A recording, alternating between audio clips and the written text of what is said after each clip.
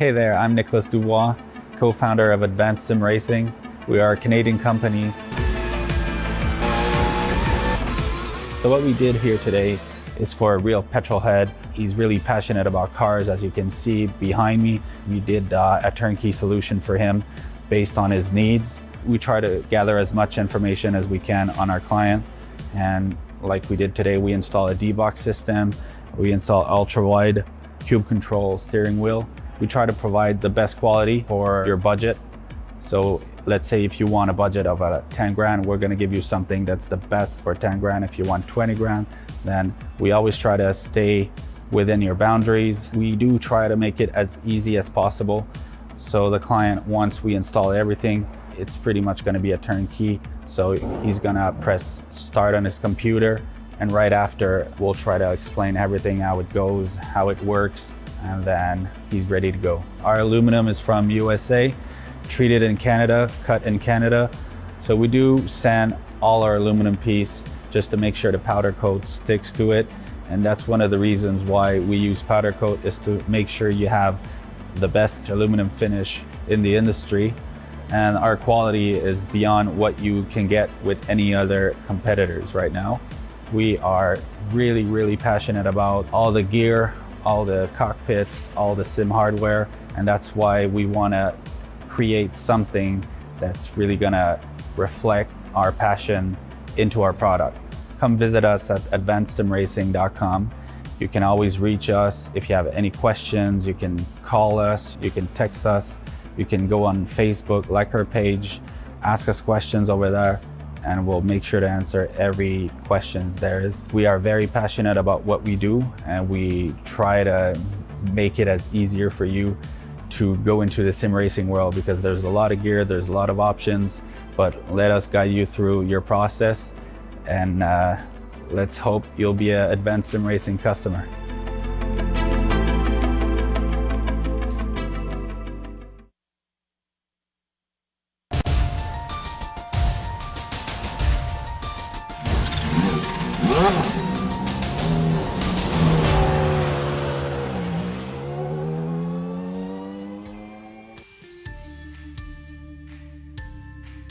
Hockenheim cut out a lot of drivers as an unexpectedly difficult task last week.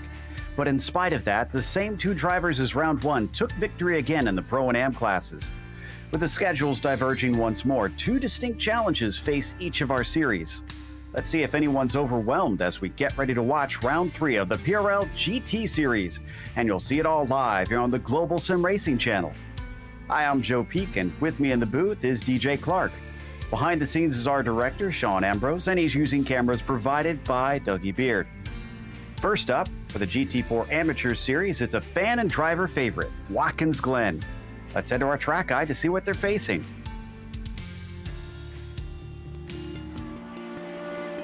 Welcome to Watkins Glen International. Situated in upstate New York, just south of the Finger Lakes, this track has seen it all. Few road circuits can boast hosting Formula One, IndyCar, NASCAR, and IMSA during its history. Though it did have a brief fallow period in the early 80s, thanks to the investment of local companies, it's grown into one of the premier road tracks in the U.S. With 4 layouts to choose from that range between 2.5 and 3.5 miles in length, lap times can vary greatly. But it also means it's suitable for lots of different levels of racing, from amateur to pro. The one thing that stays consistent no matter which car and which layout you're using is that Watkins Glen means speed. Many of the straights are very long, and the majority of the corners are fast sweepers. Some of them include a surprising amount of banking as well. Combine that with the proximity of the barriers, and this historic circuit retains a very old-school feel.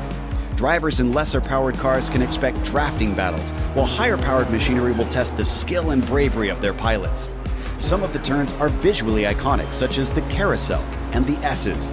Others, like the inner loop, the chute, and turn 9, greatly challenge even the expertly skilled. And of course, we haven't even mentioned the drastic amount of elevation change drivers experience. Between its rich history and popularity among drivers, this track stays busy and seems likely to be that way for a long, long time.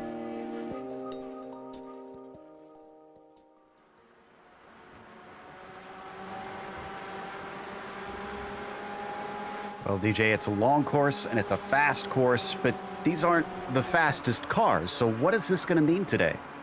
Well, Joe, what it's going to mean is drivers are going to have to be very, very careful. As you said, with these heavy cars around this fast and flowing Watkins Glen International Circuit, drivers are going to have to really make sure they back up the turns. These cars carry a lot of momentum through the corners. There's a lot of weight going in.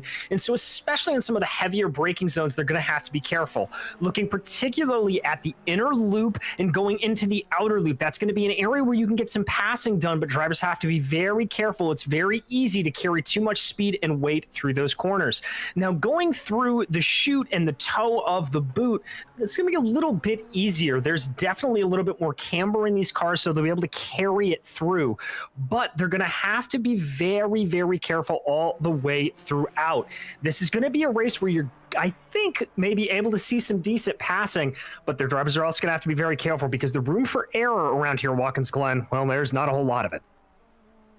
It's got an old school feel to it. But before we get to the racing out on the track, let's talk about our sponsor, because our broadcast is brought to you by ASR. Owned and operated by passionate sim racers, Advanced Sim Racing designs and builds the sturdiest and most durable aluminum profile racing simulation cockpits available in the market today. Visit them at advancedsimracing.com. It's also sponsored by RaceLab. RaceLab helps you improve your driving skills. With modern overlays, race statistics, and native VR integration, you can get the best out of iRacing. Start using it for free at racelab.app. Podcast is also proudly sponsored by ButtKicker. ButtKicker products add an incredible immersion and realism to any game. Feel every nuance and truly put yourself in the driver's seat. Check them out at thebuttkicker.com. And today's event is also brought to you by SimMSA. Simulation Motorsports Affinity provides many consulting services, from completely customizing simulators to managing teams, individual careers, and complete events. They're working hard to bring everyone together at one place to support and promote sim racing internationally. Find out how you can bridge the gap between virtual and real motorsports at SIMMSA.net. Finally, the PRL GT series is brought to you by NinjaTrader. Ready to compete against the financial markets? Supporting over 60,000 users across the globe, NinjaTrader provides award-winning trading software and brokerage services. NinjaTrader is always free to use for advanced charting, backtesting, and trade simulation. Visit ninjatrader.com to get started with a risk-free trading simulator and start tracking your performance. We take a glance at the championship points before qualifying gets going here. Starting with the drivers, Robbie Campbell with 2 wins, of course, is leading things by about 10 points over Kyle Robertson. Then it gets pretty tight. Look at Bergquist and Michaud. Not much between second, third, and fourth. A bit of a jump down to Kieran London, but he's been relatively consistent so far this season. What about the team's championship here, DJ? Well, in that team's championship, it's a pretty close battle at the top, with GT Moore and PRL Director Team only 8 points away from each other. But then we've got a big gap all the way down to Piltdown's Punks. They're 31 points back of that first place. 6-point difference, though, between them and Parabola, and Team Kodak Rhino back from them. So very good 2 battles there in the top 10 or in the top 5, just completely different categories. For today's event, if you've never watched the GT4 AM series before, we are in round 3, as we mentioned. They have 3 different types of cars that they can choose from. They've all been balanced, as well as iRacing can possibly do. So you can pretty much take your pick according to your preference.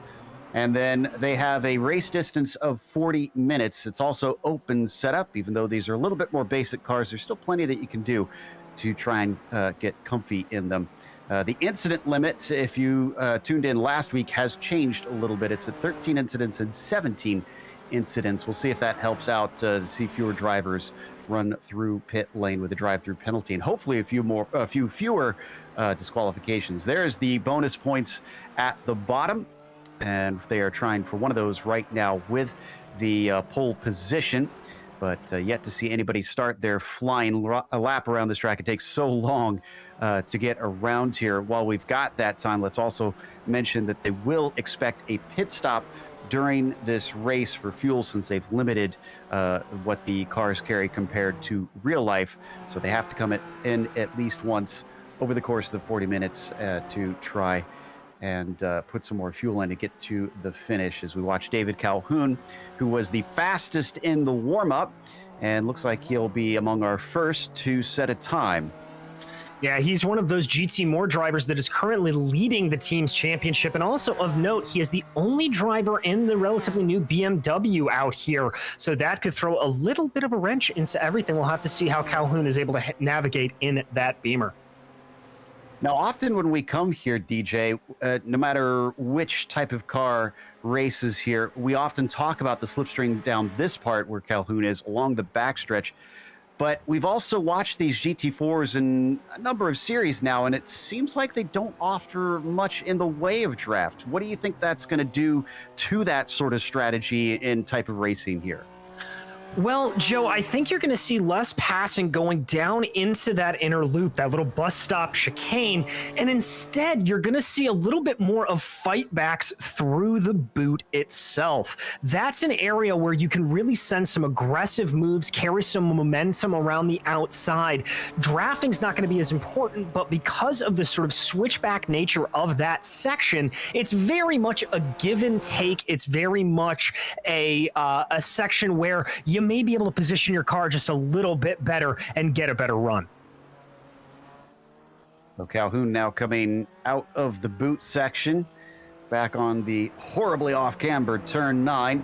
See if he can hit the apex here, just the tiniest bit off of it, but otherwise that looked pretty smooth for the 89, running in the lone BMW. Everybody else is running the McLaren or the Porsche here in New York today. So doesn't seem to be phasing him. As I said, he was the fastest in the warm-up. Let's see if he's going to be the fastest in qualifying, too, and take the pole as he comes to the line. He crosses, and it's going to be a 56.8 for him. What has everybody else got? Well, we're starting to see those times beginning to roll in. Here's Michaud coming across the line. He's going to pip that time by the tune of about 0.3 of a second. I see Oliveira coming in third, London and Semkowicz. Robert Land able to bump his way up to P2, and Jerome Berthune putting in another good time there to come in P2. He's got some unfinished business. Remember, he took the pole at Hockenheim and then was unceremoniously punted off in the race. Didn't really get to fight for the win there, even though he had a good shot. What about our championship leader and two-time winner, Robbie Campbell? As he crosses, he is going to put himself into 6th on that first lap, and he's actually going to park it after that.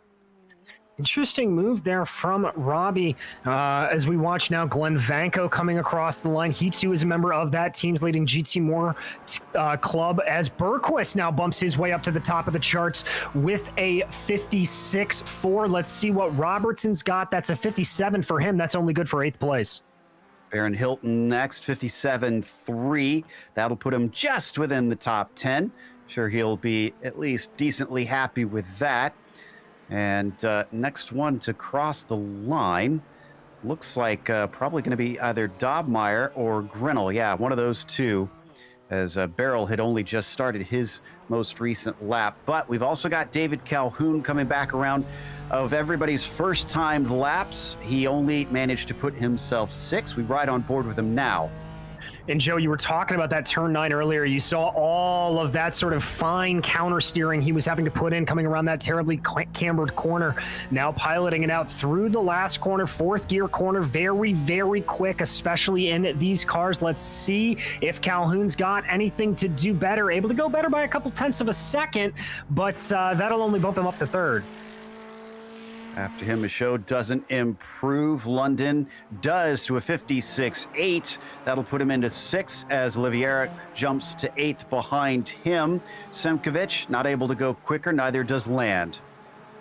No, Guillaume Hiard there, not able to go quicker, but Dobmeyer is. He bumps his way up to 6th place. I see Scott Grinnell improving to 17th.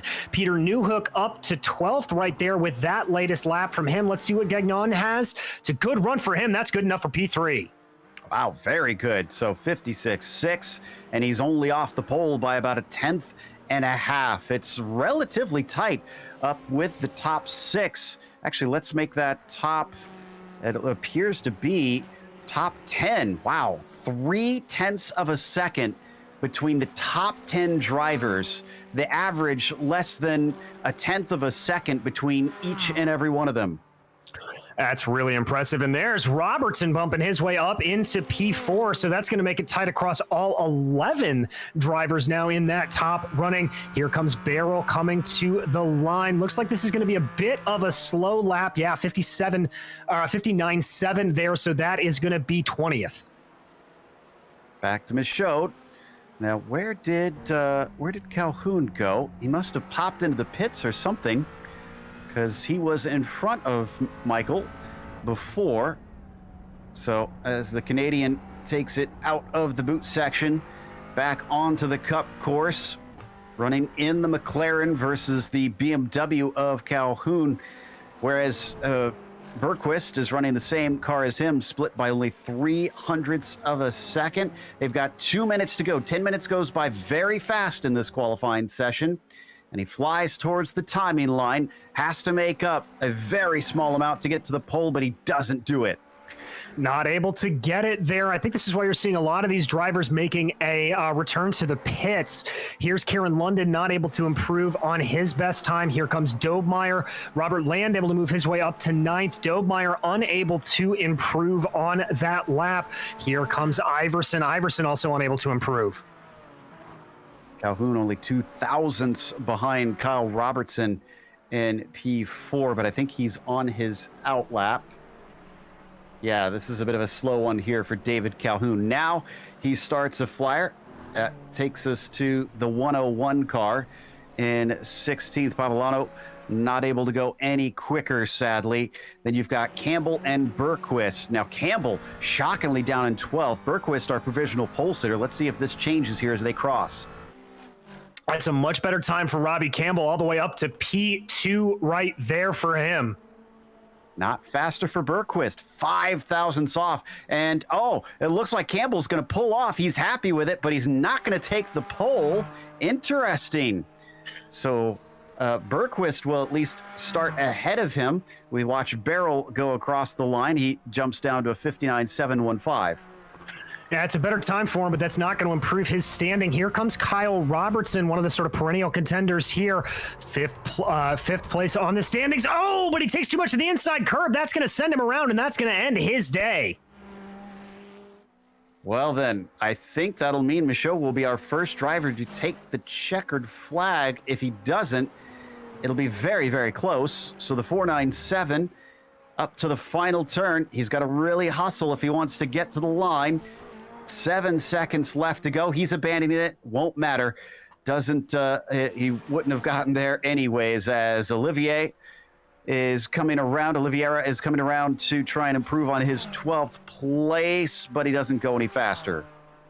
No, there goes Vanko, able to improve by a couple of tenths, but not going to bump him up at all. Here comes Dobmeyer. Dobmeyer unable to get an improvement. It's not surprising, Joe. The track temperature has increased by about 8 degrees over the course of this qualifying, up to 102. Jerome Bethune now coming to the line, not able to improve. There is Jerome.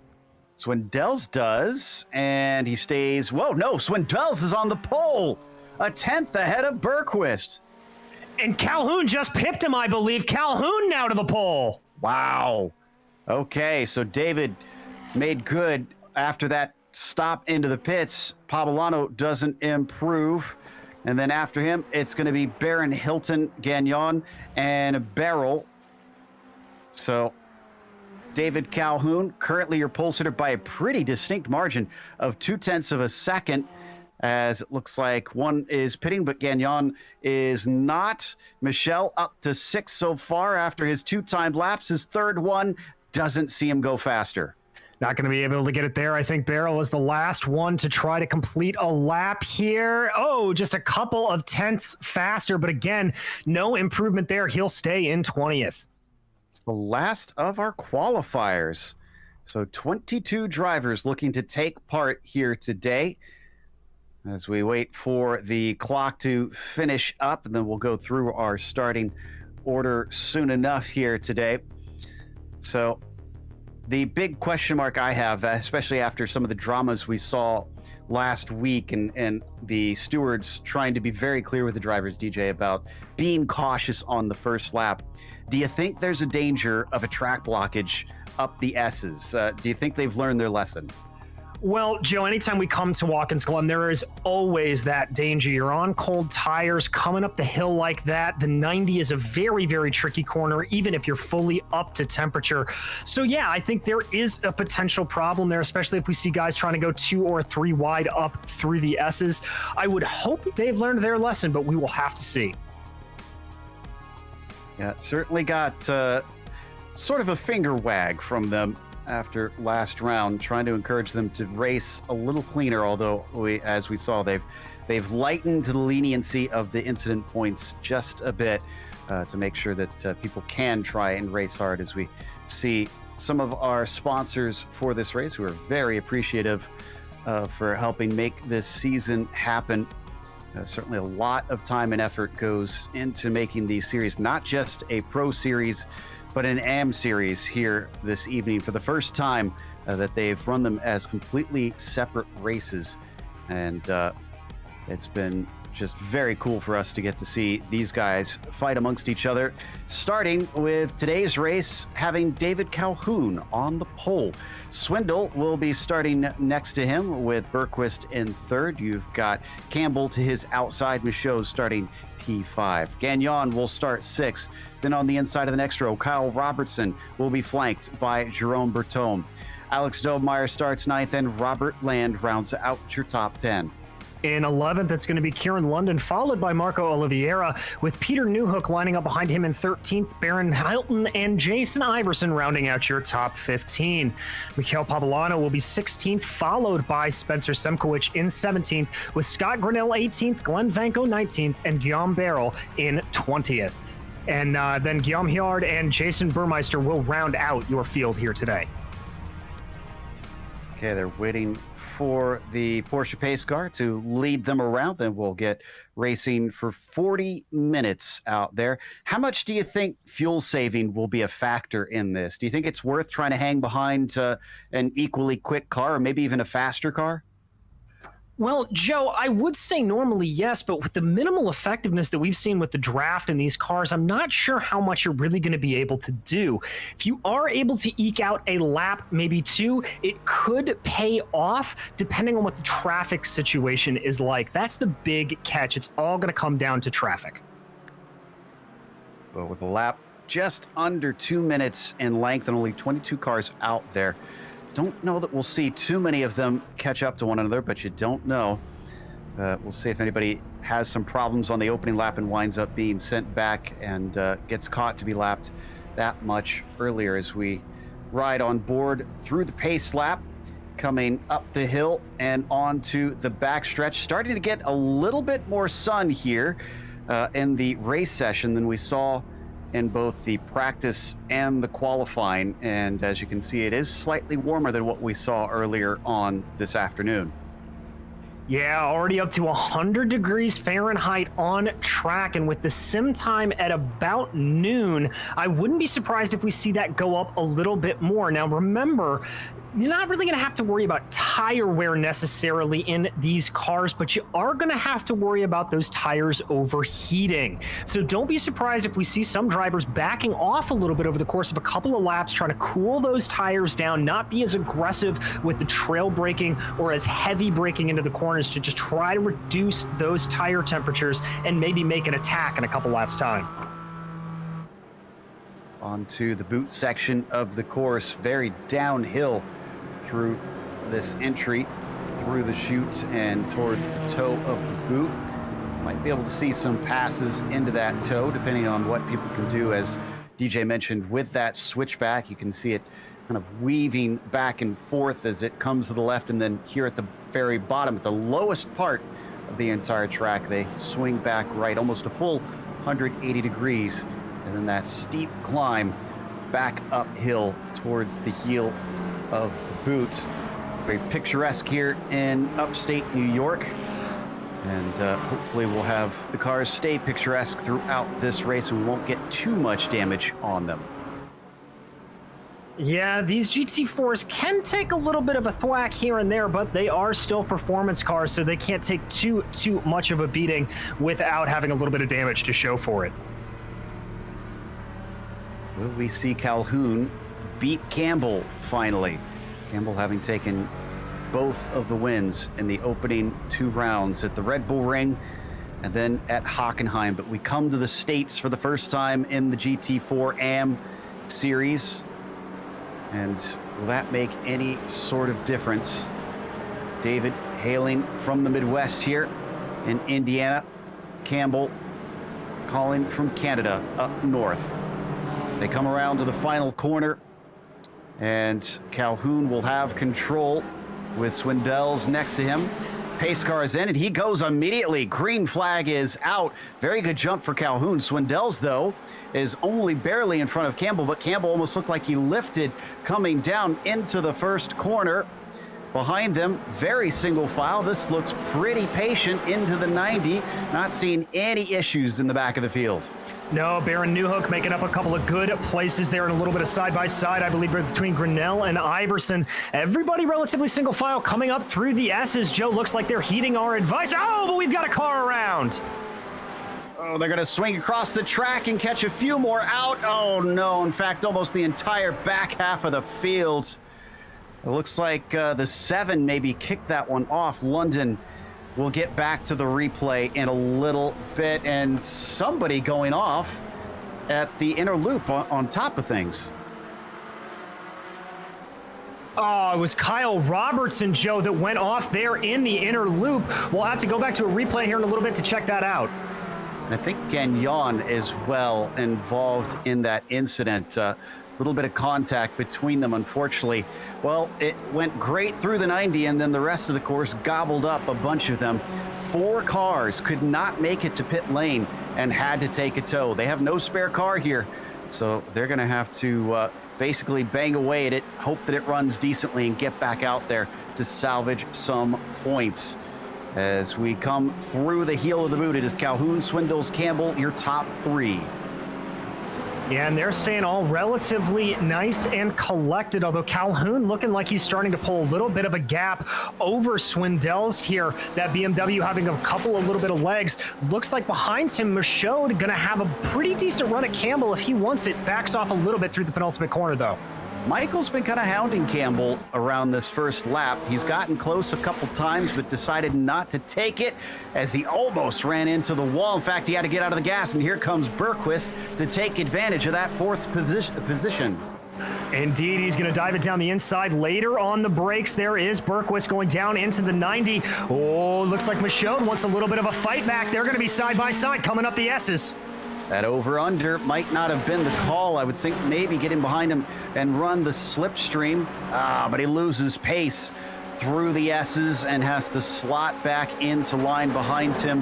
That is Dobmeyer, who also lifted a little bit in his Porsche. So they're going to stay in order. I think this finally gives us a chance to take a glance at that opening incident.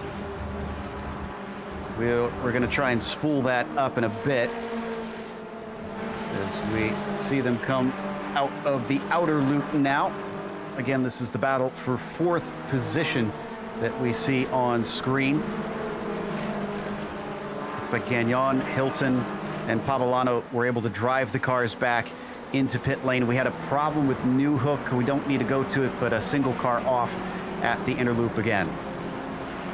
Yeah, that inner loop causing a lot of problems for people. It's what I talked about, that very, very slow and gradual weight transfer in these very heavy cars, Joe. And once again, Michaud under threat here, as looks like he's safely going to be able to stay ahead of Dobmeyer out of the the heel of the boot. I think I heard that we were good to go on that replay. So let's take a look. I think this is the first one in the S's. Yeah. So this is on the 7 there. That's Kieran London. Looks like he just lost it coming up through the S's. I'm not necessarily sure if there was contact. He caught a little bit of that curb, caught a little bit of it again there. Oh, no, that is contact, and that sends London spinning around. Didn't know he had a car to his inside, unfortunately. And Gagnon was a part of the other one now. I think he got hit when... Yeah, so that was Robertson. just touching the grass and lost control.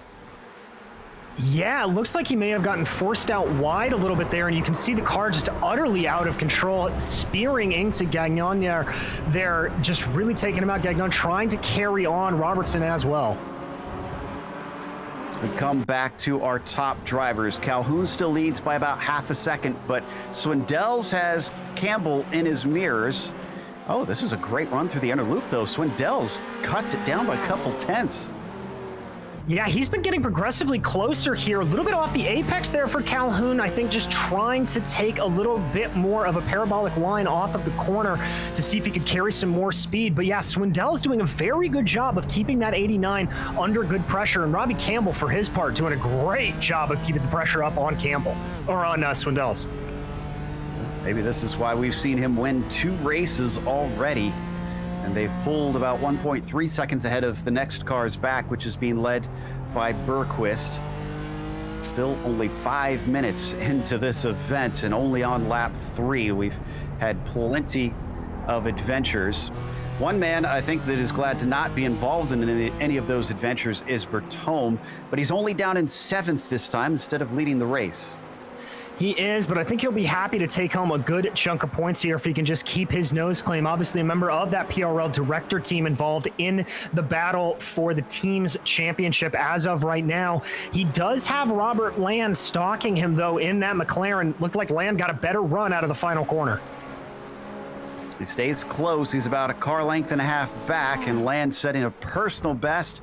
Unfortunately, not going to land him into 7th place. So out of the 90, he gets a better exit, and this might be able to tow him along the backstretch. Let's watch 2 different makes going head-to-head here. Yeah, and it looks like Land's got a little bit of a tow there coming up through the S's. Definitely getting a good suction coming in here. But he looks like he's not really taking full advantage of it, not able to get it. He's going to move to the outside. Maybe that's just trying to put a little bit of pressure on Bertome. I don't think that was a full-fledged move.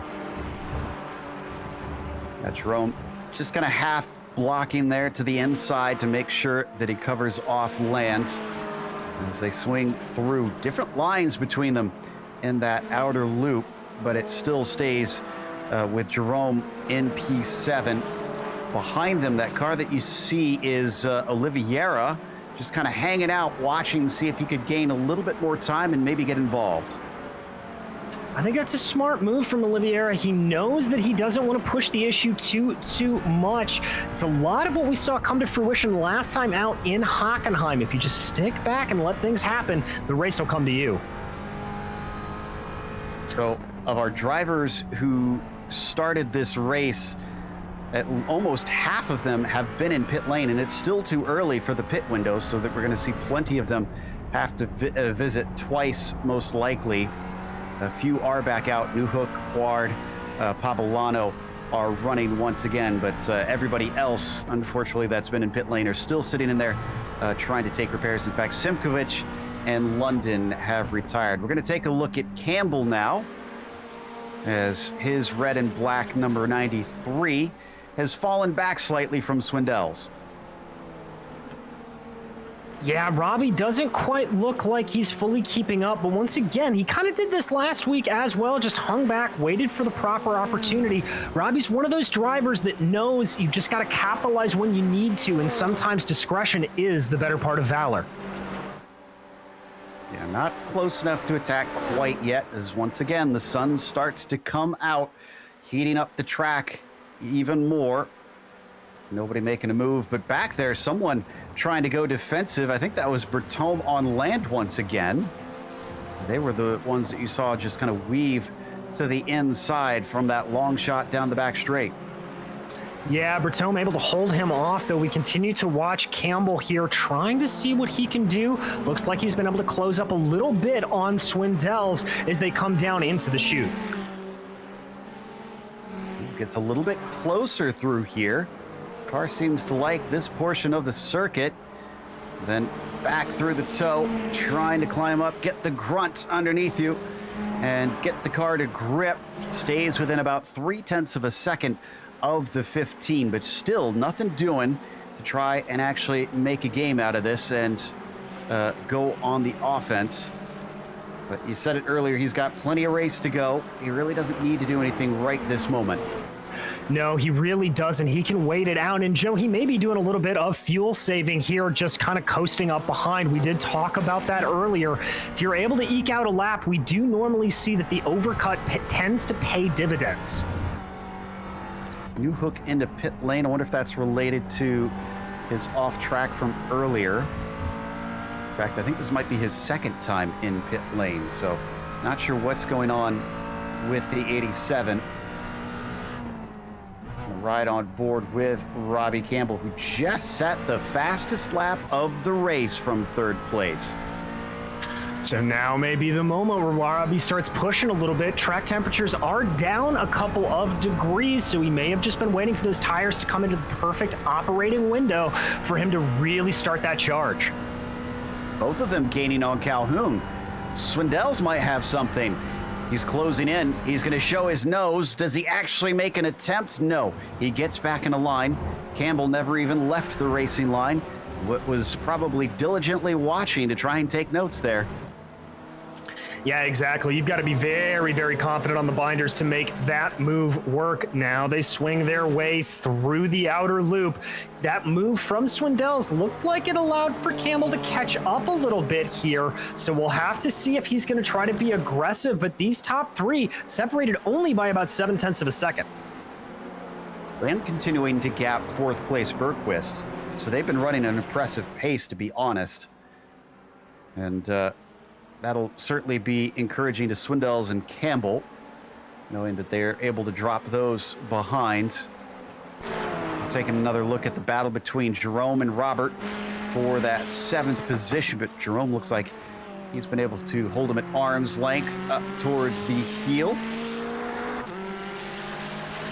Yeah, keeping him nice and behind him there. This is really developing into a nice little triplet of battles here with Calhoun, Swindells, and Campbell up front. Bergquist, Dobmeyer, and Michaud right in front of these guys, and then Berthum and Land fighting it out.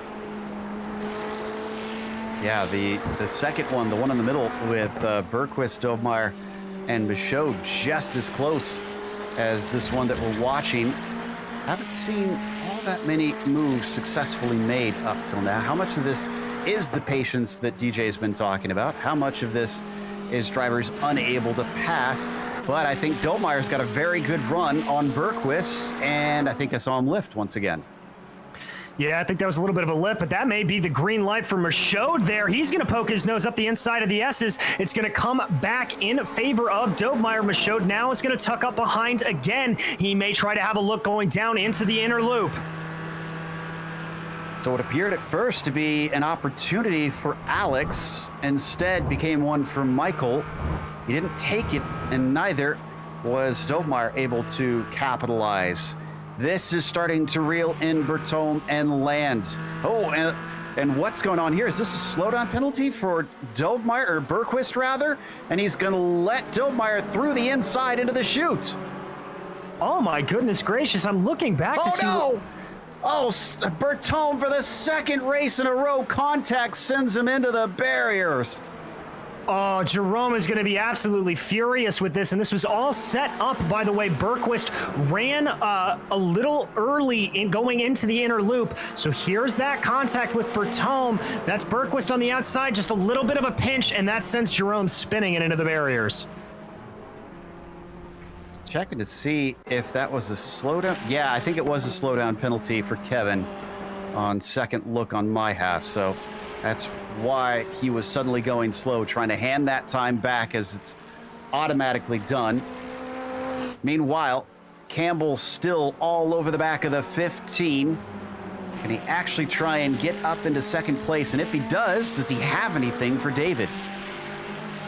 Well, we'll have to see. Looked like he got a pretty decent run there coming out of the final corner. They're going to now get onto the binders, dive down into the 90. You see him separate out a little bit.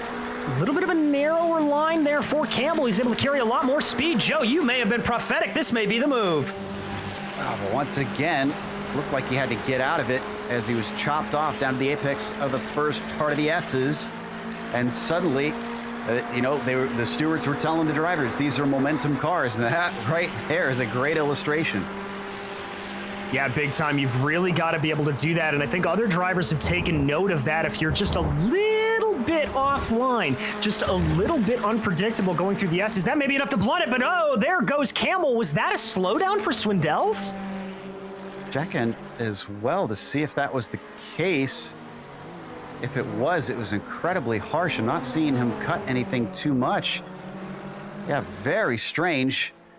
That, or I wonder if Richard is thinking Robbie's got better pace. Let's let him lead the two of us, and maybe he can catch the 89. May not be the craziest idea, but that was definitely a lift from Swindells. Either that or he just couldn't get the car slowed down to the apex of the outer loop and decided it was better not to fight it. Meanwhile, for Bergqvist, it was out of the frying pan into the fire. Remember, he was battling up at the front of this group, and instead, not only is he at the back of the two cars he was fighting with, but Robert Land has arrived to make it a 4-car fight. Yeah, everything getting very, very dicey there. Land in that Porsche coming up behind the two McLarens. Looks like he's definitely got some speed potentially over Bergqvist if he wants to try to make a push here. They end up 3 positions from where he began this race. Bergqvist, on the other hand, on a reverse trajectory, started 3rd. He's down in 6th, and a look to the inside from Land eventually makes him decide, come back to the slipstream, sit behind him. Maybe he's going to set himself up for the exit.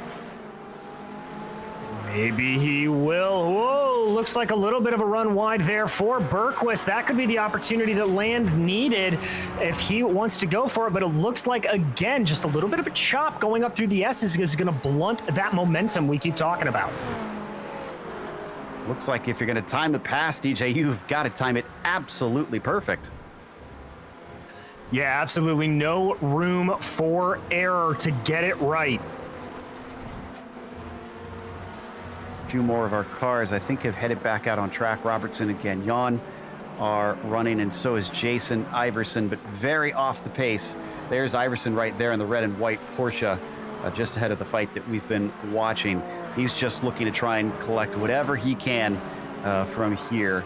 I imagine they have to complete 50% of the race to be able to claim points, or else they're scored as a 0. And so that may count for some of these drivers' math. Just go back out there. There you see Iverson sticking out of the way, allowing for Dobmeyer to move his way on by. Now, don't forget, it's not just this 40-minute race that we're watching that we have for entertainment tonight. A second event, doubleheader, as we always do on Monday nights, with the PRL GT3 Pro Series coming up next, and it's at a completely different track over at Brands Hatch. That is indeed. That'll provide a really, really good fight there. Ooh, little bit of a sketchy exit there coming out of that corner for Bergqvist. Thought Land may have had a little bit of a run. Maybe the Bergqvist is just feeling some of the pressure here. He doesn't look quite as tight and contained as we've seen him earlier. Oh, he goes a little wide, and Land is going to keep it tight off the corner while keeping his foot down. This gets him side by side down into the 90. Can he outbrake him? There's plenty of runoff to the outside of them. How much do they use? Not a lot, to be honest. And that will actually gift Robert Land 6th place.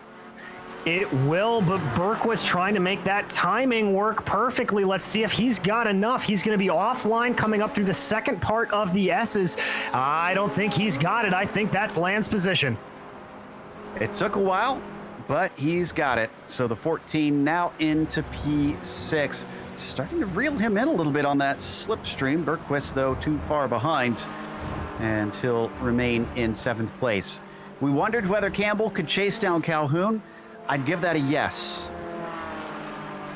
Yeah, he's got the gap down to under a half a second at this point, so that battle for P1 certainly starting to shape up here. The lone BMW continuing to lead, but Robbie Campbell in that number 93 McLaren doing a very good job of keeping it competitive. And Swindells is down to 2.2 seconds behind them on top of things, so he's not having a good time now that he's let him by. If he thought that he could ride the coattails of Campbell, apparently has not come through. There you see our top 2 on screen right now. McLaren versus BMW. Calhoun in the black BMW and Campbell in the black and red McLaren. Yeah, things are definitely starting to get interesting. That McLaren looking very, very quick. Robbie Campbell, let's see what the exit's like here through that final corner. Campbell going a little bit wider, maybe trying to carry some more speed. Oh, but somebody's diving into the pits. That's Calhoun, our leader, pitting at almost exactly the halfway point. If he gets caught in traffic, this is not going to be good for him. We've seen this recently here on the channel where drivers try to pull an undercut and it's completely backfired on them. Yeah, indeed. I'm keeping an eye here right now as he comes to rest in the box. Looks like Grinnell is going to get by him. He's going to have Jerome Bethune potentially coming out around him. If he can get out ahead of him, oh, it's going to be close. There goes Bethune by right now. If he timed this right, I think, Joe, he's going to have some decent air ahead of him. There goes Bethune going by, but I don't think that's going to slow him down too much. Certainly not. I mean, they'll only have, what, about 3-4 laps before we have to see most of the others come into pit. So Calhoun returns in 10th. Does Campbell respond is the question. Well, this is that battle we've been keeping an eye on for P3. Alex Dobmeier able to get a little bit of a gap back to Michael Michaud there, about 0.7 of a second as it holds right now. He's still got about 1.2 up to Swindell's, so some work to do there, but that may be enough to shake out in the pit stop depending on how everything goes. So we watch Dobmeier now onto the podium here, hoping that he can chase it down, because he's going to be demoted back to 4th most likely, depending on how the pit stops swing. And Swindell up ahead of him by only 1.2 seconds is certainly a carrot for him, just dangling in front of that Porsche, inviting him to go that little bit faster. Everybody on track have kind of spread apart from one another, and Swindell's is the one that responds and not Campbell. Dobmeier stays out, so does Michaud. All right, so this is going to change things up here a little bit more. Now, watching the timing, I think Swindell good bunch of clear track here, and that could certainly help him out. But yeah, this is going to shake things up to a big degree, I think. Calhoun with a 17.5 second stationary stop. And Swindell's already in his pit stall, about halfway through that pit stop. Calhoun coming past the timing line now. What does Richard have? Not enough to try and jump him. Calhoun's going to be able to easily go by. All right, so that's advantage for Calhoun, but that's about what we thought it would be considering the gap he had when he originally came into the pits. Now, comparing those pit stop times, they were within about a second of each other, so we're going to be looking at probably about a 16, 17-second stop for most drivers out here today. Watch for any numbers that go above or below that, and that would indicate that they've got a problem in the stall. There you see the comparison between them. Cone to cone is pretty darn close. It was just in the pit stall that was faster for Swindell, which to me says that maybe he wasn't maximizing his pit entry and exit as well. Yeah, very much so. Could just also be a hair of fuel saving, or he may have just, under overfueled the car ever so slightly. Here we continue to follow the GT Moore driver. That's Bertum right up ahead of him. Bertum yet to pit here, but it doesn't look like he's holding him up too terribly much. Yeah, he's still way far away, and he's not going to get any sort of pace disadvantage from aero wash on these things unless he is right up behind him.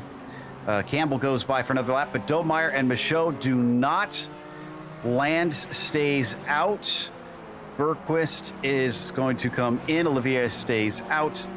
And Grinnell, we got to wait on to see what he decides to do. So 3 more cars affecting their strategy.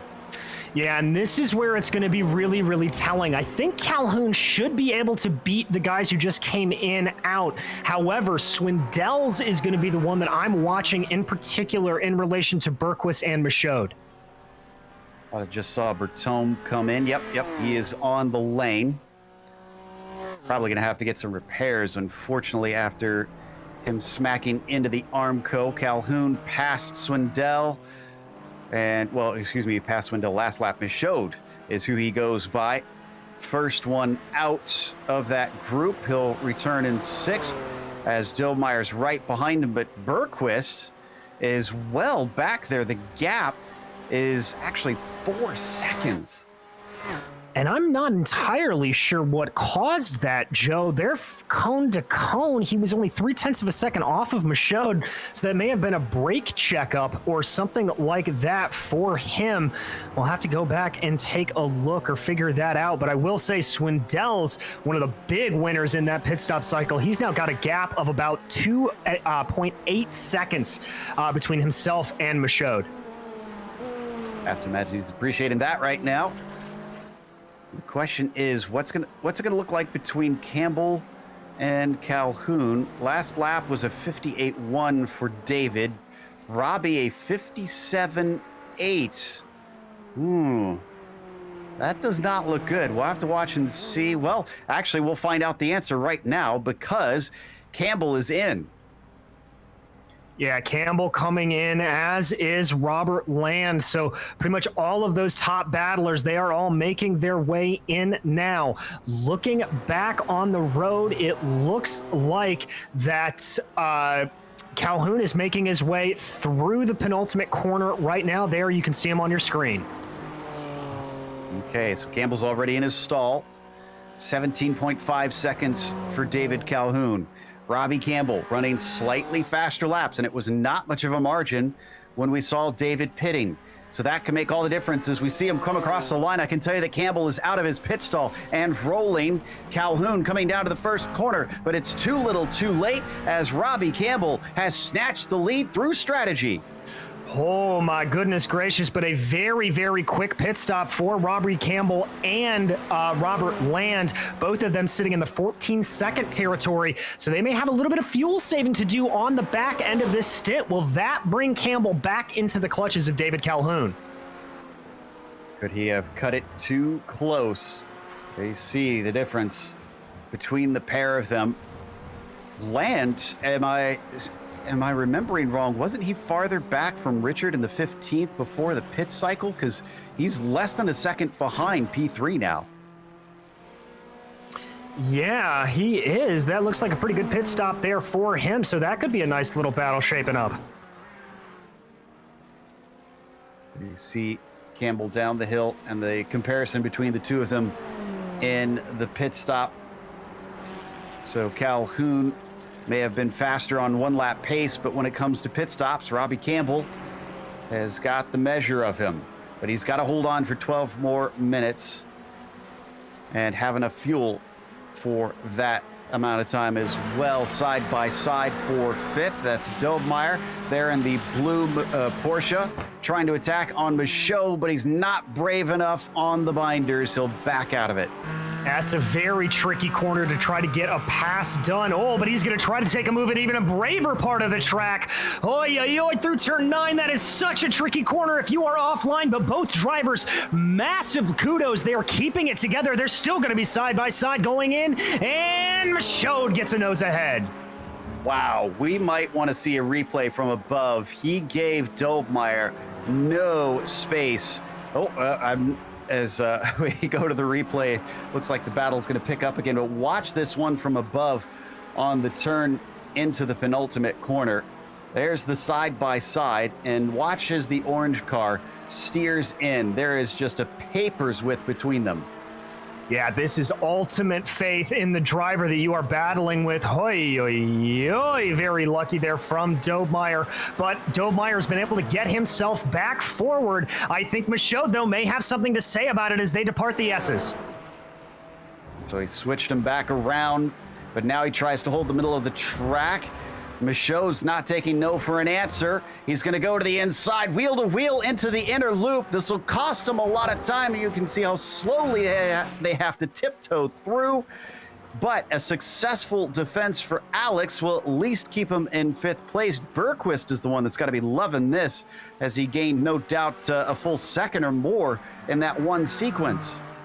Yeah, he's definitely starting to pull in a little bit here. That paddle really starting to shape up. And it should also be noted ahead of them, Land is very close to Swindells as well. Yeah, we touched on that briefly. Robert using the pit stops to great effect. So we watch them come out of the toe of the boot with Michaud still trying to chase down Dobmeier. And into the heel of the boot. Another steep climb before they have to brake hard into the left-hander that is turn 9. And wow, much more tidy there for the Porsche than it was for the McLaren, as Michaud was nowhere to be seen at the apex. Yeah, none at all. Dobmeier really starting to pull that gap out. Might want to go to Land. I think he's got a run on Swindells. You can see them there up the front stretch. Here it is as they break for the 90. Didn't try it into that right-hander. Maybe something coming off of it. A little bit slower for Richard in the 15. What can Robert do with this? Each time we've seen drivers come up the hill, they've had to lift a little bit, and it does seem that that might be what's happening for that black and red Porsche. Yeah, just not quite able to get it there. The better passing zone that we tend to see, as I said at the beginning. Ooh, but Swindells obviously a little bit nervous there. That defensive move coming down the backstretch. Now it's all going to be Land to try to keep this up here, see if he's got to fight through the boot. 9 minutes left on the clock. I think we're going to be 4 to go at the line. They're not that far back from our leader. In fact, it's only 5 or 6 seconds here from Swindells up to Campbell at the top of the race. This is the battle for 7th on screen. Oliveira and Bergqvist. Now, did Bergqvist get passed recently? May have, Joe. I'm not entirely sure. Remember, Bergqvist was the big loser out of that pit stop sequence that we saw, really getting bumped down the order. Looks like he's pulling away from Oliveira. Looks like Oliveira, rather, is pulling away a little bit here, though. He did make a move on him recently. This was into the outer loop. So Oliveira is on a good pace right now after his pit stop, with 8 minutes left to go and charging. He's up 5 from where he gridded. Yeah, it's a good run there for the driver of the number 19. Very good indeed, and he's really pulling away here. That gap now up to about 7.5 tenths of a second. Ahead of them, Land might have another shot at things. Richard just in front of him has had another poor exit out of the 90. So what can the 14 do this time as we continue to watch the 19 there coming up the hill? And it appears that Land's in front of them, not going to have enough of a run. He is going to get a bit of a defense out of Richard into the inner loop. That could be handy for later. Indeed, I think that may have been a little bit of what he was trying to do, just force him off the line. You see there how Swindells ahead of him had to take a little bit more of a defensive line going into the corner. That allowed for Land to carry a little bit more speed through the apex of the outer loop. Now they dive down into the chute. Let's see if he's got anything. He's been oh so close to the back of Richard Swindells for so many laps, and yet has not been able to make the overtake. Hilton just in front of him. In fact, I think he may have slowed up Calhoun a little bit. Did that time come down? Once they can dispose of this McLaren and the green and black, they should be able to see him on the same straight at some times. Yeah, indeed, that's him right up ahead. They're starting to pull that gap in a little bit, but just over 6 minutes to go. Time definitely running out, although looking at the last lap comparison, not sure how much Calhoun was having to deal with lap traffic, but Swindells and Land about 7/10 of a second faster. All right, we come across the line yet again. 5:55 left to go. We actually might get an extra lap in there because it is less than a minute or less than 2 minutes rather, that they get through. So with sub 6 minutes left, but it's only 5 seconds under there, I wonder. It's gonna be close, Joe, and we may see potentially out of Robbie Campbell with a big enough gap here the strategy that we saw play out at this track last weekend, where Harry Tinknell very intelligently backed up the car a little bit on the last couple of laps to ensure he got the white flag and to not run out of fuel. Well, does Campbell have that sort of savvy? Certainly seems like it. I mean, he's taken the first 2 wins. He didn't qualify all that great comparatively. I mean, was not on the pole, although he was he did have a competitive time starting from 4th. But then you look at this, and he's about to kick things off in the PRL GT4 AM series with a hat trick of wins. Calhoun's got to be wondering, what do I got to do to beat this guy? Well, sometimes you just gotta hope for a little bit of bad luck. If you're David Calhoun, what I would keep doing is just qualifying as best as I can and hope Robbie Campbell maybe gets swamped up in an early incident. And speaking of incident, Robert Land has spun coming through the heel. Oh no. Handing over tons of positions because he's stuck. Now it looks like he's able to back it up, but he falls all the way to 8th, and his bid for a better finishing spot, it just all unraveled. Truly did. Watching the replay here of Land, I think this was a pretty simple case of just carrying a little bit too much speed into the corner. Yep, there it goes. I talked about it, Joe. The track temperature all the way up to 112 degrees. I think those rear tires were just a little bit overheated. Wow. Yeah, starting at 91 when I came into practice earlier today, and already 20 degrees hotter on the surface. Robbie Campbell's already been by the start-finish line as we watch the 14 of Robert Land run by a little bit sheepishly. There is our leader in the 93. Haven't seen that much traffic, but then we also had many drivers out at the very early stages. Yeah, and it looks like the only drivers he's got up the road are Pabolano, and I believe that may be Robertson as well. So not a whole lot he's going to have to worry about in terms of traffic. I think, though, if my timing is right here, he should get the white flag this time by, but it may be close. It's questionable. He'll have to cross with less than 157 to go, I think.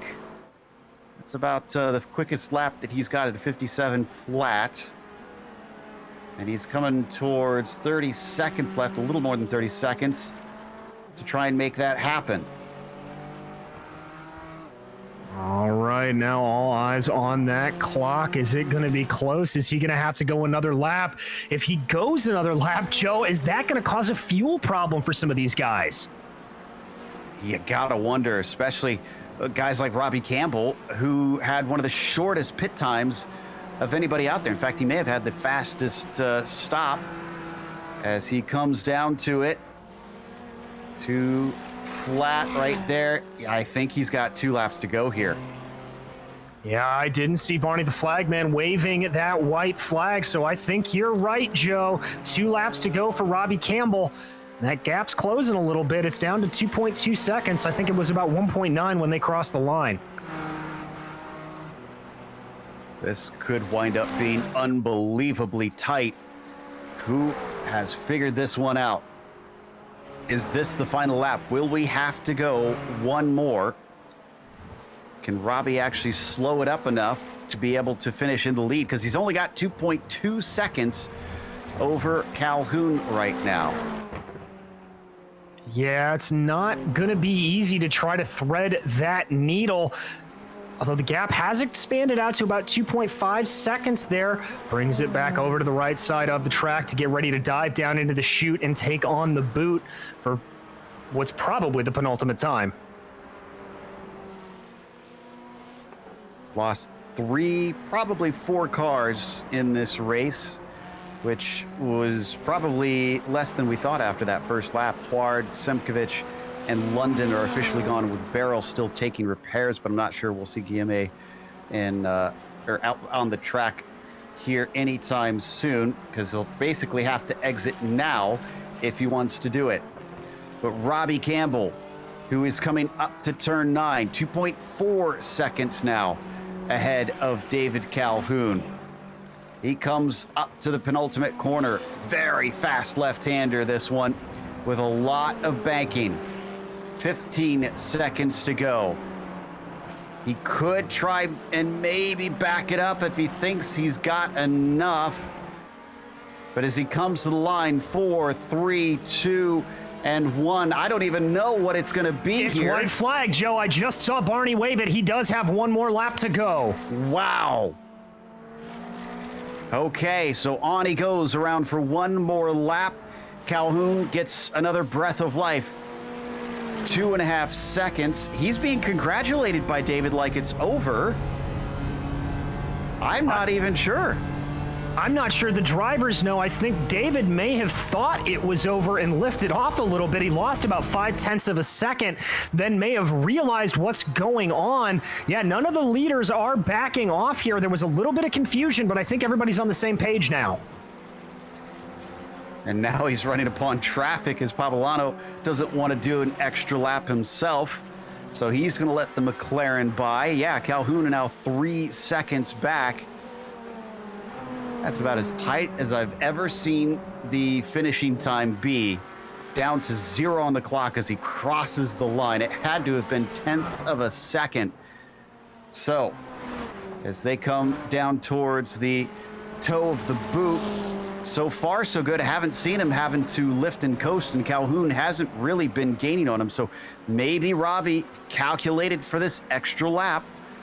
I think he may have, Joe. I was just checking out on board with Robbie, and he's running exactly as you think he would. No lifts, no big moments trying to come off of the throttle and save fuel, no short shifting, anything like that. Just driving exactly as he normally would coming up through that tricky turn 9. Okay, looks like this one officially will be the finish of this race. Just coming up behind the car of Burmeister, who I think is going to try and take that extra lap. But Robbie Campbell comes to the line and takes the checkered flag for the 3rd time in a row. Calhoun follows him home, with Swindells taking a podium. It's a really good run there from all 3 of our podium finishers. Calhoun setting the pace early on. Watching now as the rest of the field comes across the line. After pit stops, Joe, everybody very much spread out across this GT4 field. Yeah, only 11 drivers on the lead lap, and Land, who's just finished in 8th, is about 20 seconds ahead of Bertome after his woes continued here. Let him cross, and then it'll be a while before we get to Vanco, so we'll just start going through that finishing order. As there is Bertome crossing the line. Basically just one more car that we're waiting. So let's read through how things wound up. And Robbie Campbell was your victor once again. It's David Calhoun who finished in 2nd with Swindells in P3. Dobmeyer a little farther back, still in 4th though, with Michaud in P5 and Oliveira in 6th. Bergquist, man, what happened in the race? Started 3rd, finished in 7th. Land up to 8th from his 10th starting spot, excuse me, as Jerome Bertome can't catch a break lately. He'll wind up 9th, and Grinnell 18th to 10th out there. Yeah, good run for Scott. Glenn Vanco was in 11th, followed by Jason Burmeister, with Michael Pablano finishing 2 laps down, Burmeister 1 lap down.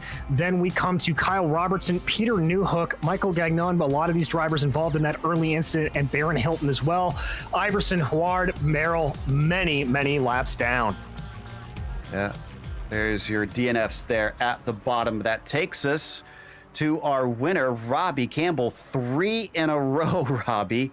That was impressive. But before we get to what's become a habit with you, let's talk about the race, because you came down to less than what looked like a second left as you crossed the line. Did you have any idea how close it was on the white flag?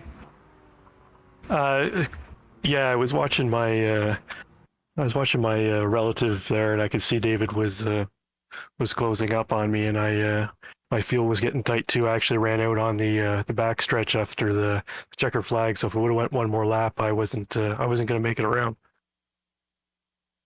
Well, it certainly was wild to watch from our perspective, but that pit stop, well, we saw, you just told us how close it was on the fuel, but I mean, you're the only one that got into the 14s other than Robert Land. What did you two do differently? Well, I got these guys out there practicing all week, getting ready NASCAR style, right? But I don't know. I just getting the right calculations, I guess. This race, it was a little tighter than I'd like, but we'll take it. 3 for 3, and next week you're going to go to a very new one with the Chicago Street Course. Are you looking forward to that? Or are you kind of a little nervous about heading off to the bumps of the Midwest? It's a rough track. I've run some laps on it in the GT3 cars, and it's bumpy, so it's going to be a real X factor on what happens there. But generally, I like the road courses, but one wrong move and you're into the wall, and that could be the end of your race right there. Absolutely. It seems like a pretty punishing course, but congratulations on the hat trick. Anybody you want to thank for this one? I'd like to, again, just thank you guys for putting on a good broadcast, and the PRL guys for running a solid league, and everybody else in the league here. It's been, on my end, it's been a lot of clean racing, and so I appreciate that. Thank you very much. That was Robbie Campbell, winner once again here in the GT4 Amateur Series. But we have one more series coming your way, and that is the GT3 Pro Series. Stick around because there's more racing to come. We'll be back after a short break.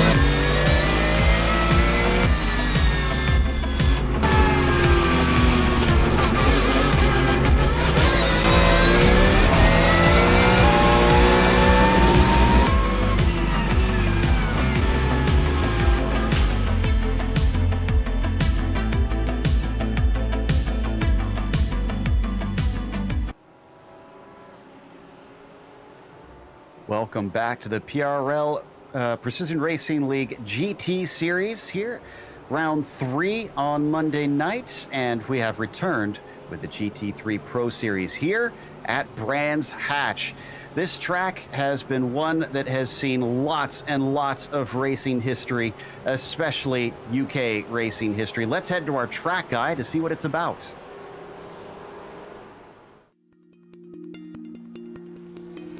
Welcome to Brands Hatch. When popular British racing circuits get listed, this track just to the southeast of London often finds itself near the top. The extensive history of the venue has meant that many famous names in racing have ran laps here. But the stats make it sound deceptively simple, with the Grand Prix and Indy course having 9 and 6 turns respectively. Laps might be short, but they're also fast, and the corners are often a challenge to get right. As you'd expect, that means passing is quite difficult, with most drivers leaning towards sending one up the inside at Druids. You might occasionally see overtakes into the first corner, Paddock Hill Bend, but the blind apex and gigantic drop in elevation make that an errand for only the brave. Many of the corner names pay tribute to famous British drivers from the past decades, such as Hill, Surtees, Sterling, and Clark. In fact, the fame extends beyond the drivers, but to the cars as well, with this place seeing everything from Formula 1 to Formula 4, touring cars, GT cars, motorcycles, and even rallycross. It's a gorgeously scenic venue where lush trees envelop the back half of the course, while the front half is mostly encapsulated inside a natural amphitheater. This makes it extremely popular with race fans who can see a majority of the circuit from many seating positions. With a great location near a major metropolitan hub, a spectator-friendly layout, and an experience that challenges drivers, you can see why this place remains abuzz with racing to this day.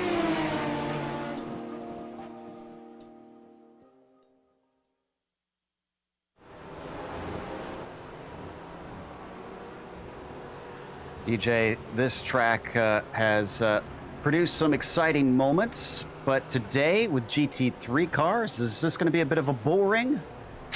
It very well may be, Joe. With these faster GT3s, it's going to be a lot of incident mitigation.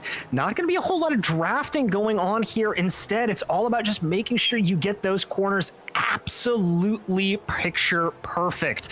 But we may see a pass or two going down maybe into Hawthorne. You could see some stuff maybe going down into Druids as well, and potentially into Surtees.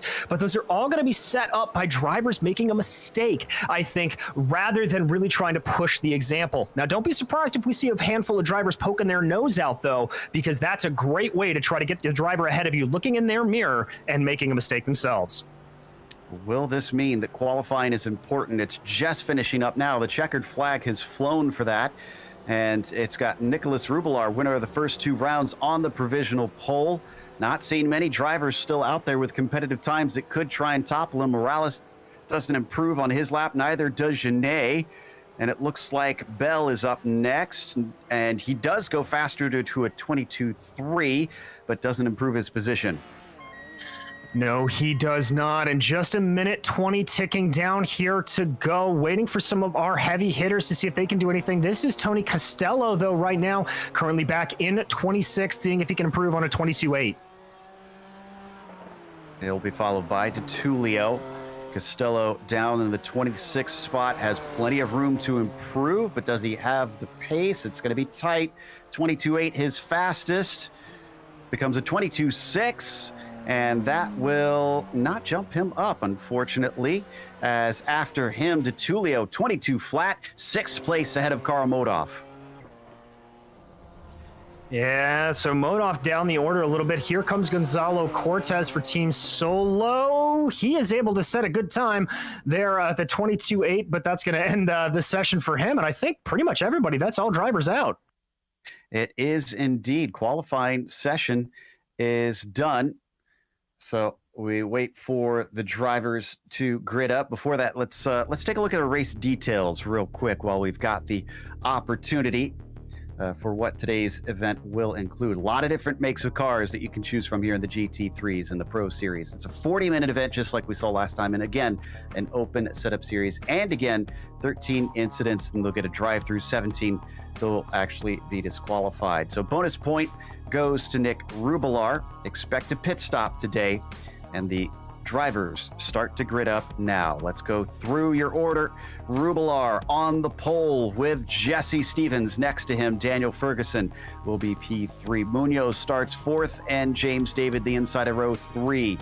Alessandro Dutulio last gasp for 6th. Modoff next to him with Jean-Francois Godin starting 8th. Connor Wagner will be 9th, and J.R. Williams 10th. In 11th, it's going to be David Holland, followed by Horacio Calquin with Owen Watson 13th and David Menino in 14th. Connor Bell will be lining up in 15th, followed by Christian Raditz, Diego Morales, and Teddy Lowendick. In 19th, it's David Fishman, and rounding out your top 20, it's Ignacio Rodriguez Fredes.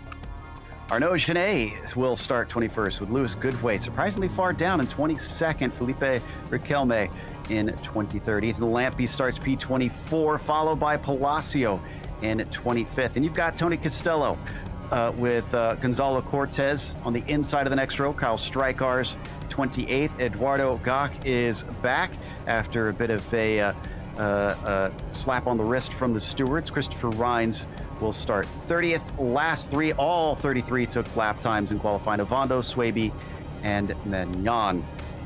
So they've lined up behind the pace car. We're just waiting for the last of them to get out there before they start this pace lap.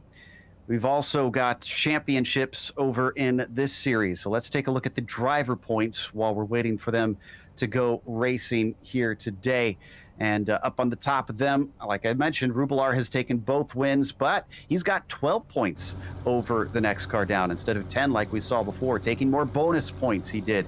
Stevens chases with Tavares about 6 back, and then it's another 10-point jump to Menino in 4th, where he's in a fight with Holland for that 4th place. DJ, what about the team's championship?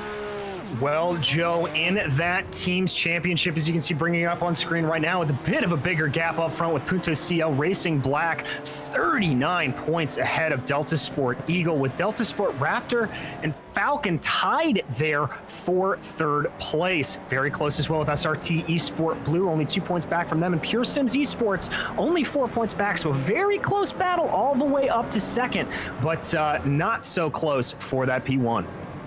Early morning race here, so temperatures are quite a bit cooler, and they're going to want as much grip as they can get out there, DJ. We saw the Camel GT Series race here over the weekend, and it seemed like track position was at a premium. Yeah, very much so. It's a tricky place to pass on.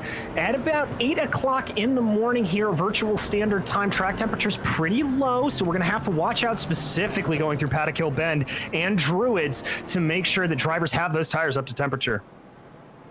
Got a few onboards. Ignacio Rodriguez, one of those, as we look at the 96. And then our pole sitter, Nicholas Rubelar, is going to be joining us once again as we see his on board. And you've got Horacio Calquin a little farther down, unfortunately for him, but still one of the prettiest onboards that we have tonight. We've got Christian Raditz as well here today, and in contrast, rather plain in the background, but he gives us some exciting stuff on track usually. And you've got Teddy Lowendick. We always like to see what he's got. I can't quite read it on my screen. Something about a favorite? What is the sick Pokemon's? Oh, what is a sick person's favorite drink? I can't make out the answer at the bottom here. Well, we'll hopefully be able to read it a little bit later. This is Strykars and Stevens, our last two that are giving us onboards here today.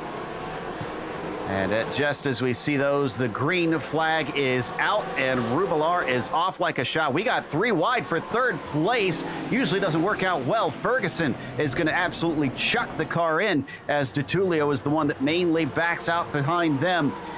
Most of them coming through Paddock Hill Bend, not seeing any incidents, but now we go through Druids. So far, so good. Oh, looks like we've got a little bit of an off there in the back. That's a couple of Lamborghinis. I believe that's Janae maybe off and Costello, but now even more offs in the back. But up front, these drivers keeping it relatively civil. Shanae, yes, and Raditz looks like he's the other one in the number 11.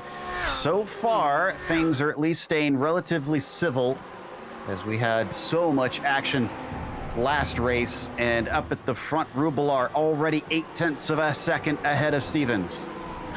Ooh, yes, he's starting to pull away a little bit if he can. Starting here to get ready to take the second lap as they work their way down and around to the twisty parts of this section. Some pretty good battling going on in the back in the top 15, but once again up front, this all being relatively calm, cool, and collected. Even though it's a 40-minute sprint race, they still need to try and get to the finish here. So Rubelar with that gap of nearly a second now over Stevens as they cross the line for the first time at speed. Battle is really for third up at the front of this field with Ferguson trying to hold off Munoz. Had a car off in the back. That's just Riquelme.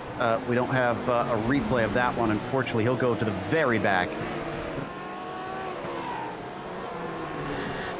Focusing here on Paulo Munoz as he works his way around. A little bit of a wiggle up in front of him. That was Ferguson in the Audi, just running a hair wide on the exit of Graham Hill Bend onto the Cooper Straight.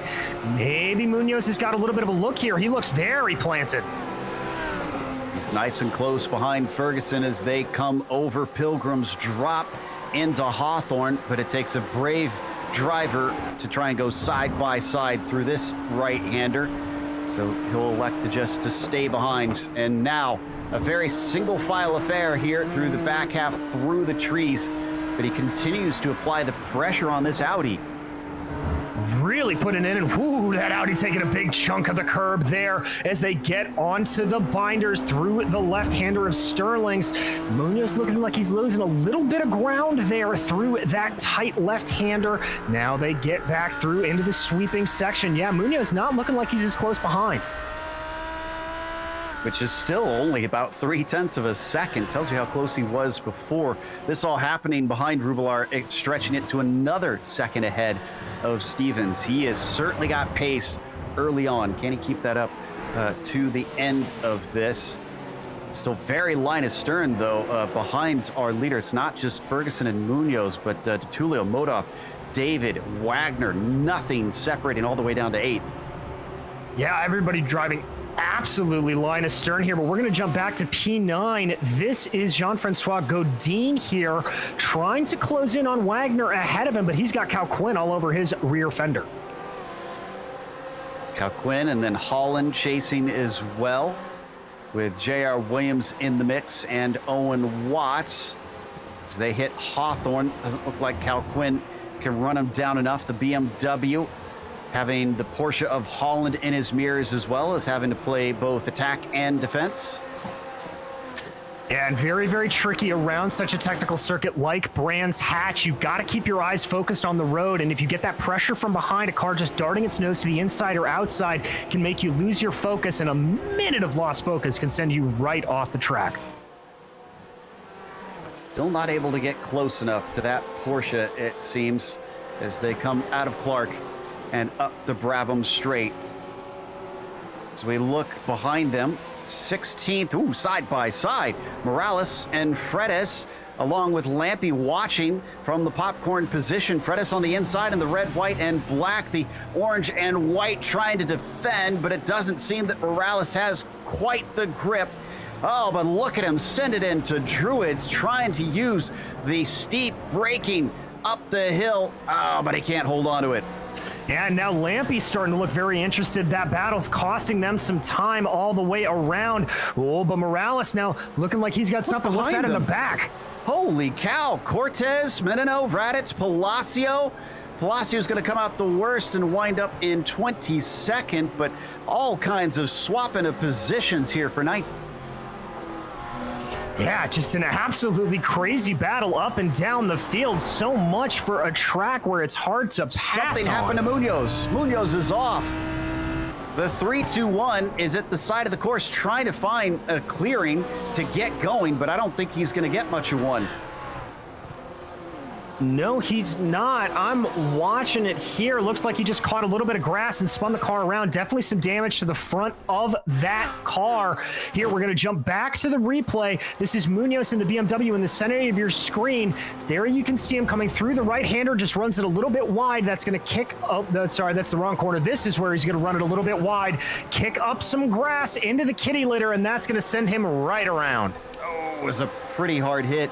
And this also sent him to literally dead last.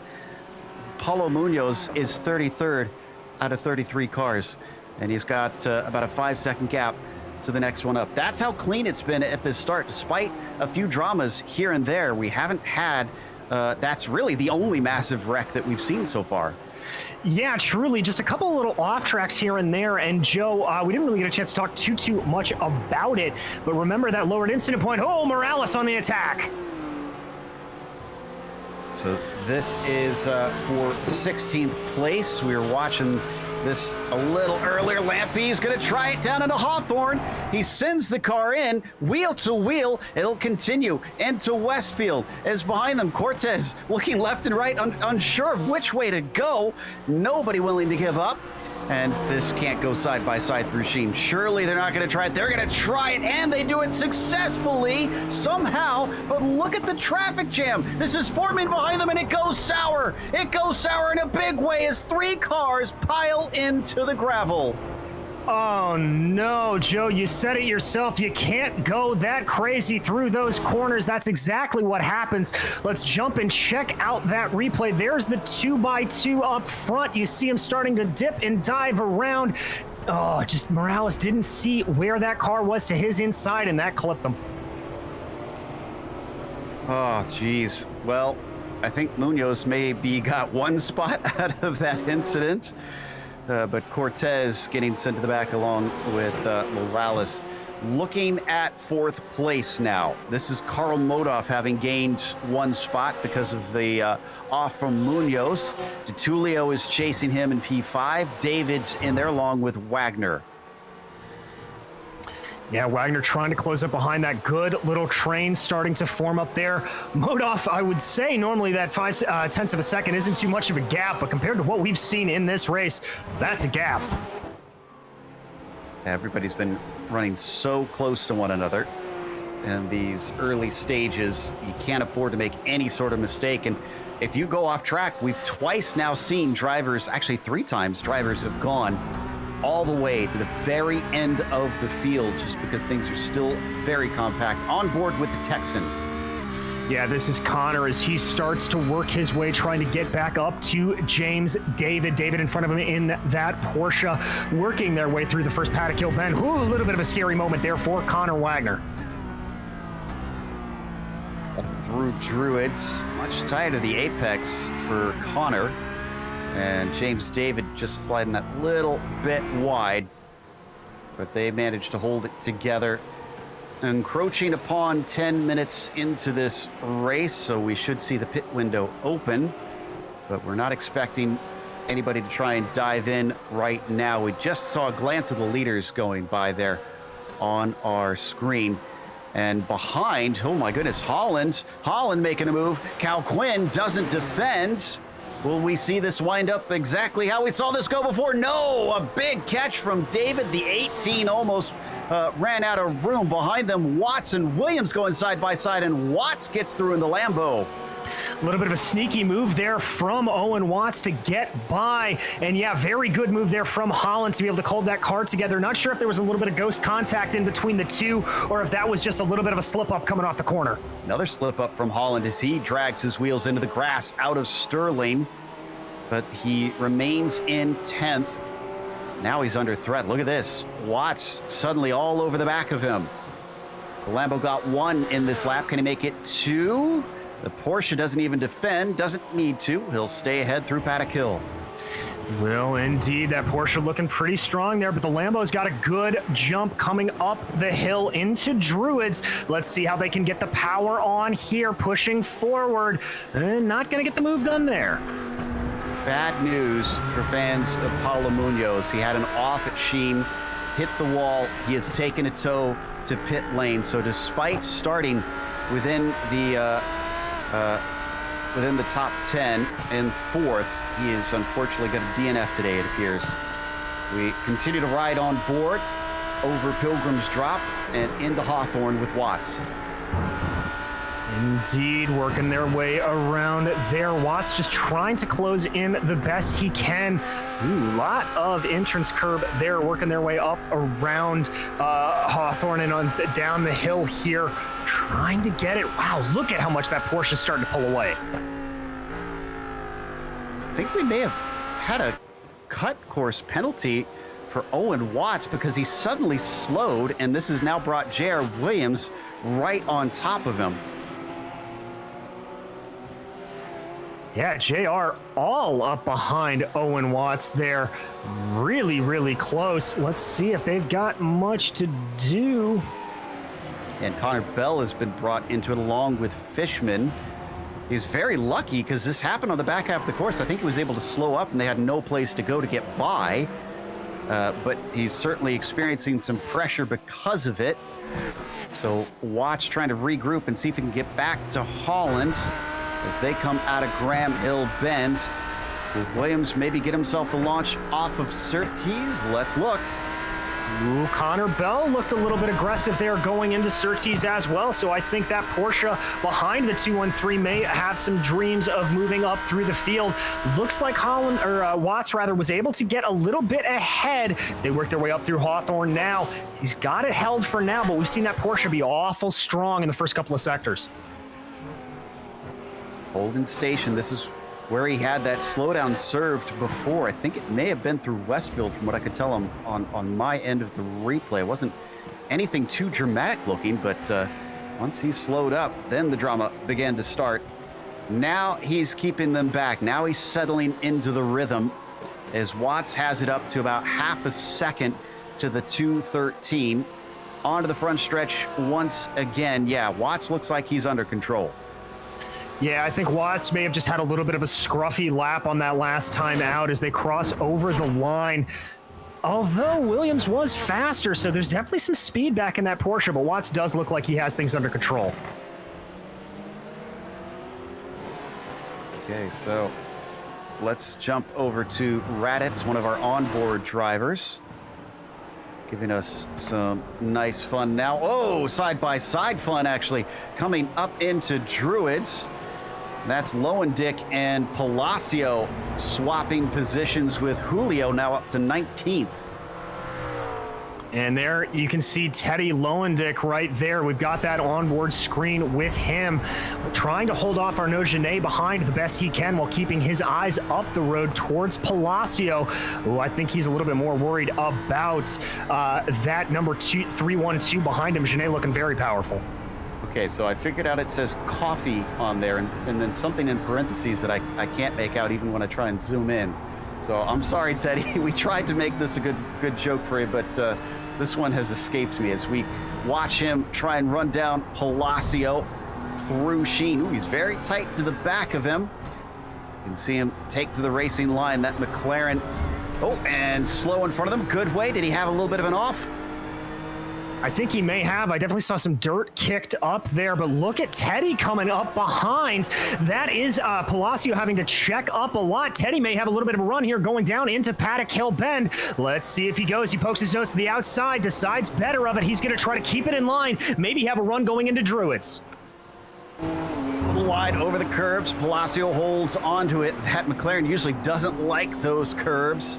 We once again check in with the onboard. He is supremely focused, but now we can't see it from this angle. He's got even more company. Genet has been applying the same pressure to Teddy that he is to Julio.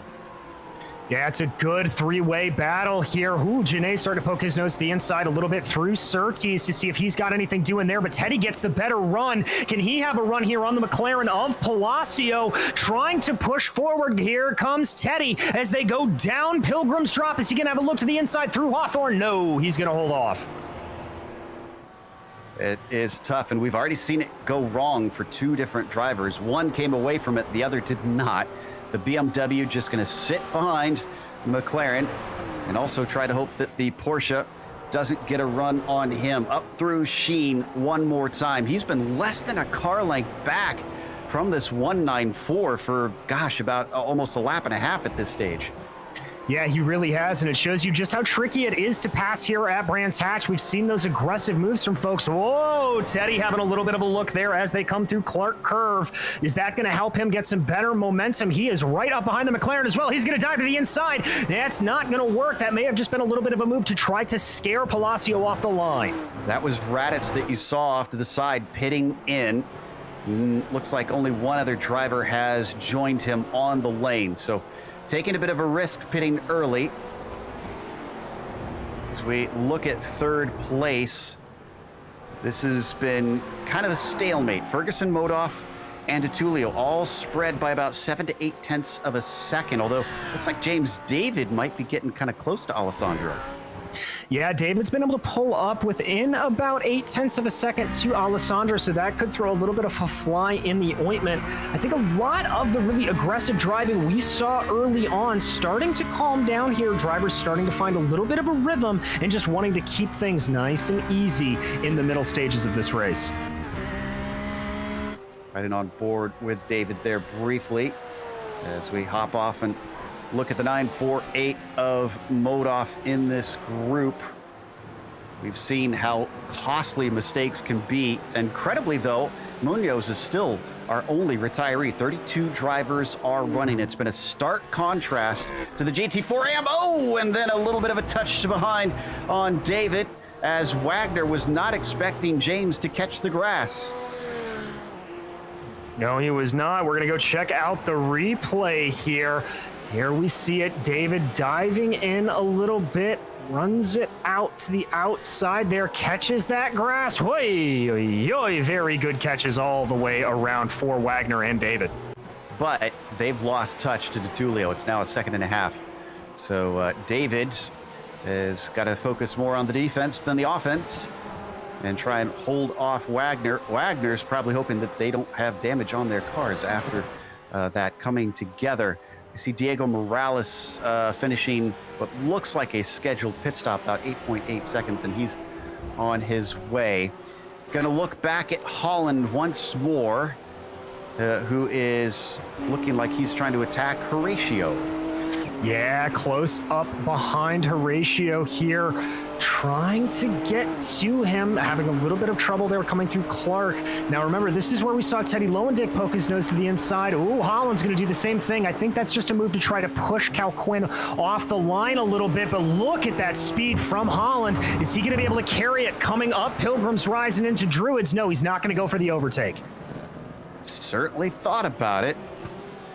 Let's not forget, that's Godin right in front in the yellow Porsche.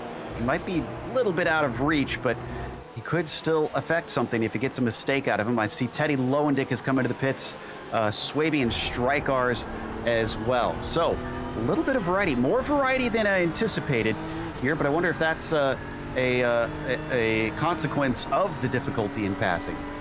It may be. The one thing these drivers are going to have to be wary of in terms of pitting is they do not want to be caught out by lap traffic. This is a relatively narrow track, and even as good as these drivers are about staying out of the way of their competitors, they are going to have a very hard time trying to get by lapped cars. Oh, so much pressure from behind, and even thought about trying to pass into Sterling, but there's a lot of banking in there, and Holland backed out. We're watching from the rig of Horatio Cal Quinn here as we see his triple screen showing us the way forward, just glancing in the mirrors here and there. He's going to hold the inside. Now he starts to drift back, opens the door, but Holland runs out of racetrack. Holland's not going to be able to do it. Let's see if Holland can get anything coming down into Druids here up to Pilgrim's Rise. He's got a good run late on the brakes, but not quite close enough to make the move. Through Druids, he sticks right with him. I mean, credit to David Holland in all this. It'd be so easy to lose touch of where you are, tucked up this close behind. And he hasn't faltered. In fact, here he goes into Surtees. Too hard, though. He knocks him a little bit out, but he holds on, and Holland does not. Holland is around. Oh, hard for Holland there. I think he was able to keep it off the wall. Let's keep an eye here on this replay. Now, this is Holland diving to the inside. This is a very late move, perfectly legal for him to do, but just couldn't get it wound down. I think that may have been a little bit of rear brake locking. He may have caught a little bit of the curb. As we come back live, let's take a look at third place as well, because my goodness, Ferguson was slow out of Surtees himself. Modov tried to attack. DeTulio thought about it as well. Still no change of position between these three, but where we earlier saw them all too far away to do anything, suddenly it's all come alive. Very much so. These guys absolutely close to each other. Throw a blanket over the top of them. Once again, this is a nice little battle here. Audi versus Porsche versus Porsche. DeTulio looking like he may have had a little bit of a run there on Karl Modov. Now momentum may shift back to Modov as he tries to push the advantage up to Daniel Ferguson. Ferguson started this race exactly where he sits right now. Compare that to Modov, who managed to qualify in 7th and then climb up 3 spots here into 4th, and yet is still looking for more. A former champion here in the Precision Racing League. I'm sure he'd love to try and jump himself way farther up the points order, because he came into this race, interestingly enough, 7th in the points. Did indeed. We're going to take a look back here. This is David and Wagner. This is the battle for 6th place. We've been periodically checking in on this. That is Connor Wagner chasing behind another battle here of the Porsches. Wagner trying to get going. Joe, my crazy is there may be a little bit of splitter damage on the front of Wagner's car. Well, there's damage on the back of David, so put 2 and 2 together here as he's going to take a look. Is there going to be side-to-side damage between them? No. Looks like David's not willing to fight it too hard as Wagner is up into 6th, and it's a stark contrast of cultures here, a Texan and a French-Canadian. Indeed it is. There you see as they come their way around again. Starting another lap here, ticking down under 18 minutes to go. This race continues to be close. Just pretty much everybody in the field. It's a fantastic display. Speaking of a fantastic display, the number 6 is 10 seconds ahead. What has Rubelar been eating this season? What is in his Wheaties? Because as we take a look at his onboard, let's see if we can deduce what's so different about his pace compared to the others. Well, let's take a look here. You can see him in his focus, just looking out the side, watching out for some lap traffic, moving that head around the way he needs to. Little bit of change there. That could be a brake balance adjustment that he is making. Joe, he just has this car hooked up. There's not a lot of changes he's making mid-corner. Everything is nice and smooth and precise. That's exactly how you want to drive around a tricky track like Brands Hatch. He's representing the Lamborghini brand well. He's the obviously highest, being in the lead, with the next one down being Owen Watts in 10th. So not many others favoring this car here today. And he's certainly making good on the speed that it is bringing him. But will this traffic be any sort of problem? Strykar, Swaby, Costello, and Menino are in front of them. They're all fighting for position. Granted, they're not super close to one another, but this could be a bit of a holdup. Actually, I almost wagered now's a good time to pit. Yeah, it may be for him. Just looking at the lap chart, he may come out into some problems. It may put him around Genet or Palacio, or maybe even all the way back to Fredis and Rines, depending on how that will break out. But it's going to be interesting. It's a relatively quick pit stop here, only about 24 seconds. So Strykar's let him by, and now he's just got to work his way up to Swaby as well, a little bit farther up the order for him. Haven't really missed any passes or battles behind in the time that we've been watching this, but it's once again getting close between Calquin and Watts. It is indeed this battle shaping up once again. Lamborghini versus Porsche, versus BMW. That is Watts starting to close in behind the best that he can. They work their way up and around Clark Curve and onto the Brabham straight. Only 0.3 of a second separating. Ooh, late bit of moving out there for Cal Quinn. Was staying extremely defensive up the hill and then felt safe towards the end. So looks like he is really playing a rear guard here, hoping that he hasn't cost a spot before they come in for the pit stops. The highest driver who has stopped right now is Fredis down in 20th. I don't know what he was running before that stop, though. As we ride on the dashboard of the number 14 currently. Yeah, Watts just trying to close in the best he can, but as we've seen, it's so tricky to get by here at Brands. Not a lot of super heavy braking zones. Do with what you're given.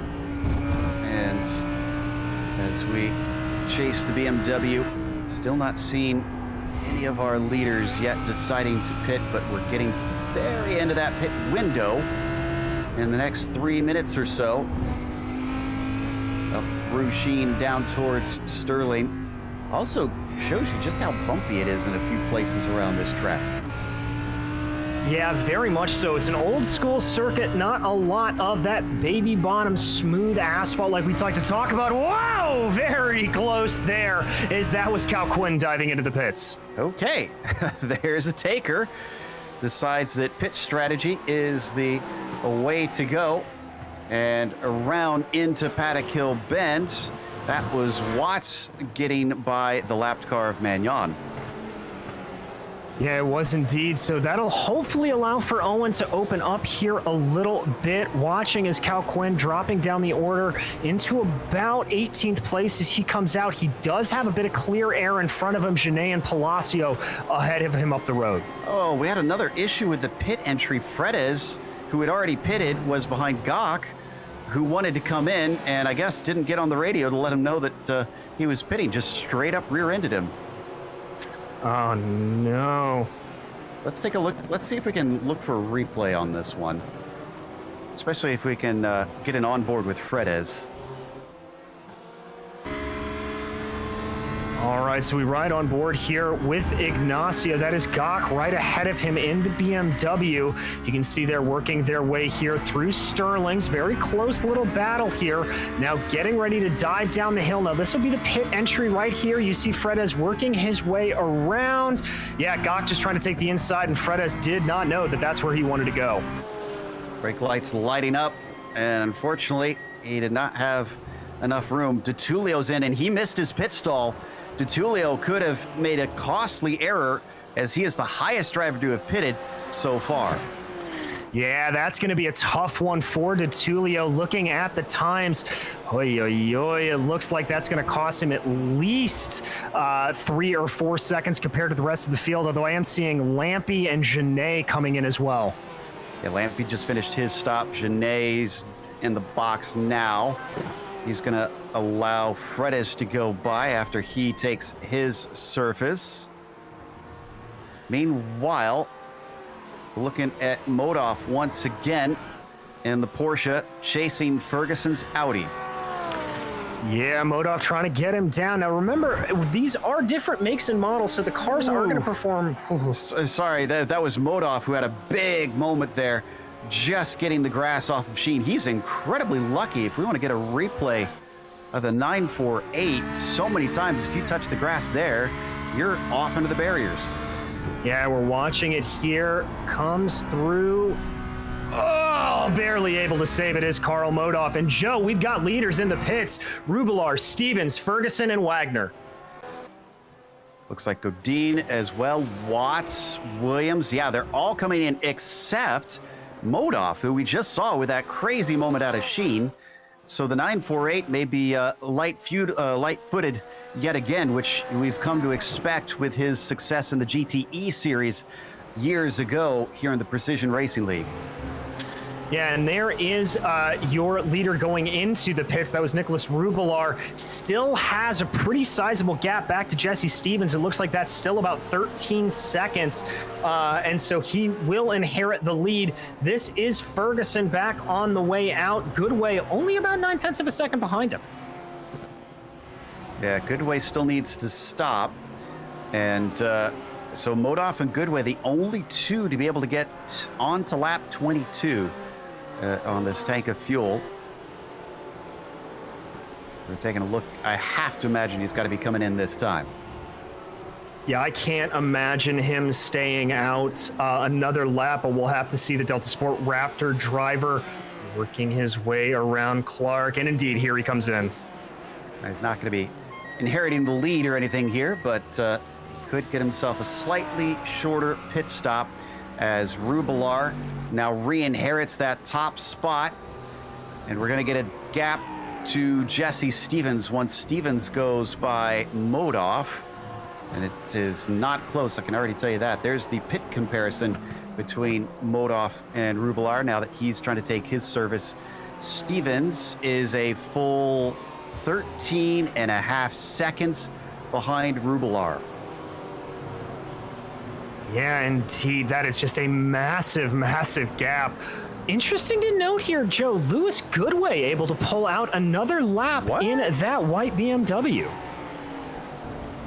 Wow. Is the BMW known for having pretty good fuel mileage compared to the other cars? This is something else. I think this is just a testament to Lewis Goodway's driving ability. The other Beamers that we've seen pitted about when we would expect them to. Cal Quinn coming in on lap 20, Fishman and Stevens coming in on 22. So, yeah, this is just, I think, all down to Lewis Goodway and his light right foot. Fascinating stuff. Well, he sits in fourth place, temporarily interrupting our order on the left and should get shuffled back, which means Modoff should be in fourth, DeTulio in the top 5. Let's see if he comes in this time, Beyer, if the 74 is some miracle of fuel saving out here. He's keeping pace too. It's not like he's losing hand over fist to these guys. There he goes. Now he's in. All right, so that is the last of the drivers to make that pit stop. We'll have to see where he cycles himself back out. Watching here, watching around. This is the number 14. This is Owen Watts leading a little bit of a train here as Goodway is out and on his way. Looks like Watts is going to get by him, as is Bell. Fishman waiting to see if he's going to be able to catch up with Holland. That's going to be Holland going by right there. Return in 14th, which is still a very good gain for him. He started in 22nd, so up 8 spots from the beginning of this race as we ride on board with Lewis Goodway, seeing if he can tackle 13th. David Holland in front of him in the Porsche. Yeah, so that's Holland. He's going to have to try to reel him in here. Now, track temperature is stayed at about 77 degrees Fahrenheit, so not too worried about overusing the tires here. That's a nice cool temperature for him. I think he's just going to have to do this on pace alone. We saw this briefly as we were waiting for Goodway to come back out. Look at this battle for 7th. This isn't just a train. My goodness, this is a convoy. Watt, Calquin, Godin, Williams, Bell, and Fishman all trying to chase Owen Watts here. Yeah, everybody doing it. And Cal Quinn's really doing a good job of keeping up the pressure. And also credit here to Godin keeping it up as well. Now, Watts and Cal Quinn, they're up 6 and 4 places respectively from where they started. There you see Cal Quinn doing what we've seen a lot of drivers do through Clark's curve, taking that alternate line to try to see if he can get a little bit of speed. Often see passes into Druids, but it was a bad exit for Cal Quinn. He tries to defend. Godin is going to just take a little poke and then decide better of it. Yeah, going to back off of it there, but now Godin looking like he's got a little bit of speed here. Is he going to try and move into Surtees? He's going to think about it. Pokes his nose to the inside. That's going to cost him a couple of tenths, but behind him there's a little bump in back, and that's Bell and Williams.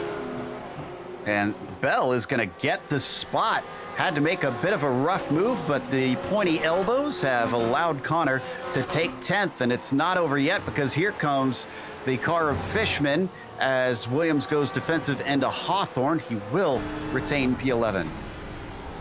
Yeah, held on to it, but this is riding on board with Fishman. A good view of everything that's going up ahead. You can see Godin continuing to keep up that fight. Ooh, Fishman getting a little aggressive there, trying to poke his nose to the inside of J.R. Williams. Yeah, pit stops are done. Drivers know that if they want spots now, they've got to try and make moves on the track. And to do that, many of them are finding it requires some aggressiveness. Yeah, I think as we close down under 5 minutes here, it is gonna be a very, very close fight. And these guys are gonna have to start getting a little bit aggressive if they want to move forward. Still a fight up ahead of them. It's almost splitting into two. And I think a move just as we go away from it was made by Fishman on Williams. My goodness, that was a dive. Let's take a look at it. Yeah, so here we go, coming up the hill here. You see, I think that was really set up. Williams got a bad run coming out of Paddock Hill, and Fishman just saw the opportunity and absolutely went for it, using that BMW's brakes to absolute perfection. Great stuff. And that'll get him into 11th past Williams, who's been struggling ever since the pit stops, it seems. Still back at the fight between Watts, Calquin, and Godin. Up into Sheen. Everybody having to be picture perfect here, lest they make a mistake. And we saw what happens when you do that, because Williams lost a spot just with a tiny little off. Yeah, just that little bit of off into the grass really threw him out of whack. But this battle continues to be fierce across the board. Got to give credit here to Godin. We saw him doing this a lot last time. He's going to poke his nose to the inside, going down to Paddock Hill. Thinks better of it again. He's got to be very careful, though. We saw how aggressive Connor Bell can be. If he gets too aggressive doing that, trying to make the move on Calquin, it could cost him 9th place. Nobody trying to dive this time into Druids. They come down through Graham Hill Bend using every bit of that runoff that they can. That is fair game. They're allowed to use that, and it doesn't cost them an incident point. Don't think we've seen many, if any, drivers run through there this time. Ooh, this is getting close up to Hawthorne. Does Godin dare? No. No, not going to have it there into Hawthorne. Ooh, but that's Calquin running a little bit wide on the exit. Is that going to cost him some time? They both look good pretty well through Westfield as they move down the circuit now. Godin trying to find that area. Credit to Calquin if he's able to hold him behind. The 666 has been dealing with the pressure well. But granted, it may have been distracting him because Watts is peeling away from him bit by bit. This is all kind of bubbling up at the same time that Karl Modoff finds himself under threat from DeTulio and Wagner. This is for the last, whoa, and we're gonna have us change for position as a mistake from DeTulio allows Wagner into P5. Now, can he run down Modoff for 4th? Whoa, I think DeTulio may have something to say about that. He starts to get alongside. They are in a drag race here down Pilgrim's Drop. Hawthorne's Bend's a tricky place to try to do this, and indeed, DeTulio's gonna back off a little bit there. Whoa! Off course, holds on to it, but he gives the spot back to him. No holds barred on this one. None at all. This battle fierce and fast as we tick down under 1:15 to go. White flag just waved for Nicholas Rubelar. A big gap of 14 seconds. He really hasn't given us much to look at.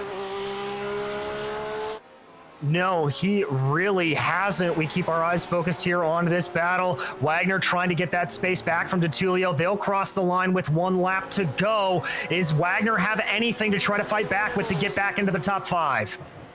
He's going to want to redeem himself. He was so close there coming through Hawthorne and just 2 wheels off, handed it right back. So DeTulio holding the upper hand as they go through Druids. And this is all allowing Modoff to just get plenty of breathing room in the process. Indeed. Godin also in the back trying to make it work, but I think that's Connor Bell taking a look. They're side by side as we watch Watts and Wagner and DeTulio trying to fight it out. Yeah, there you can see Watts there on screen. Godin having a little bit of fun. Oh, excuse me, that's Bell rather, with Godin here fighting for 8th position. And we've got to go to Rubilar.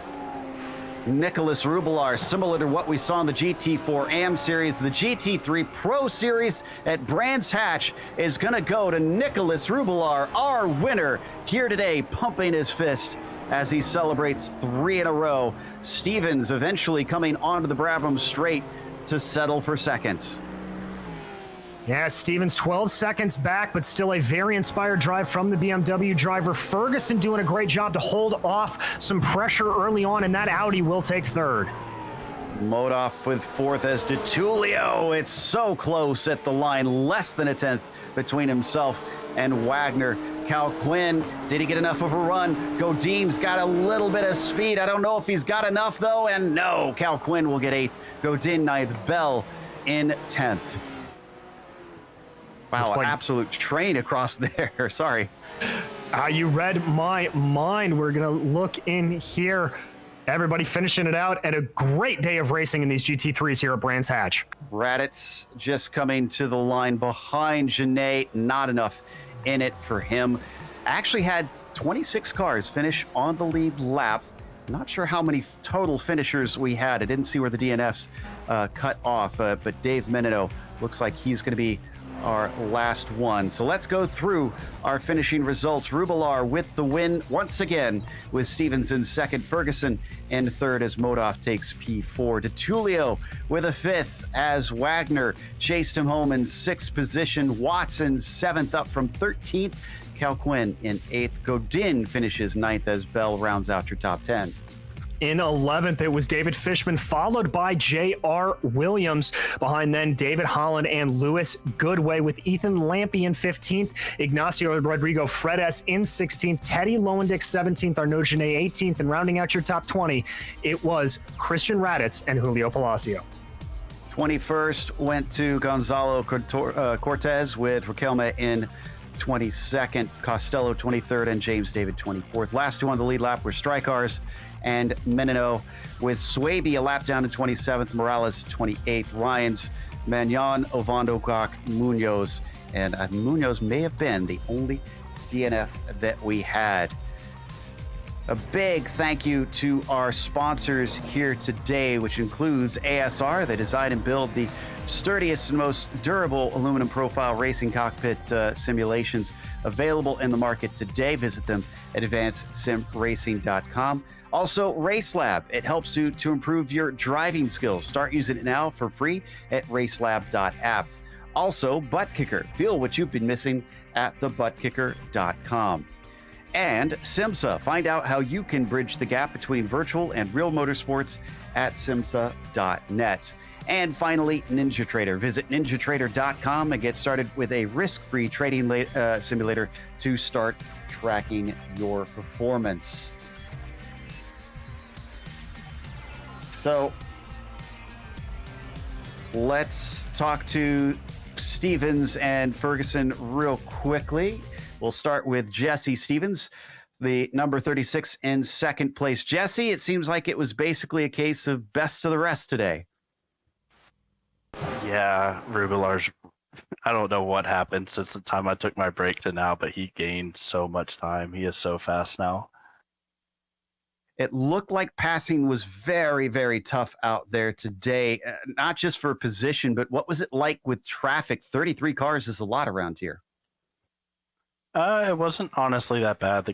Everybody I came up on was pretty respectable. Granted, if you came up on somebody in the fast right-handers, it'd be really hard for them to let you by. Other than that, I didn't really have too many issues with it. Well, great stuff. Congratulations on a podium, Jesse. Anybody you want to thank? Yeah, I thank everybody at Pure Sims, especially Fergie for being a nice little cork there until he decided to put his head down to hold back Carl. you guys over at GSRC for putting on the broadcast, everybody at PRL for putting the league together. But yeah, that's pretty much everybody. Great stuff there from Jesse Stevens with second today. Then up next, Daniel Ferguson taking third, and DJ has caught up with him. Daniel, a good race out there, and one where you were one of the few Audis out there, but how did you find the twisty nature of this circuit today?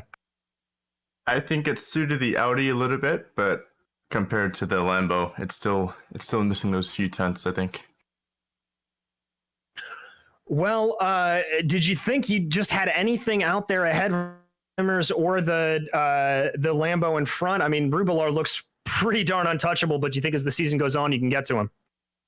I sure hope so. I think the Audi's got pace, but it's lacking a little bit bit of straight line compared to the BMW. And once it gets its gap, it's hard to make up in these big field races as well. Indeed. Well, anybody you would like to thank for your podium here today?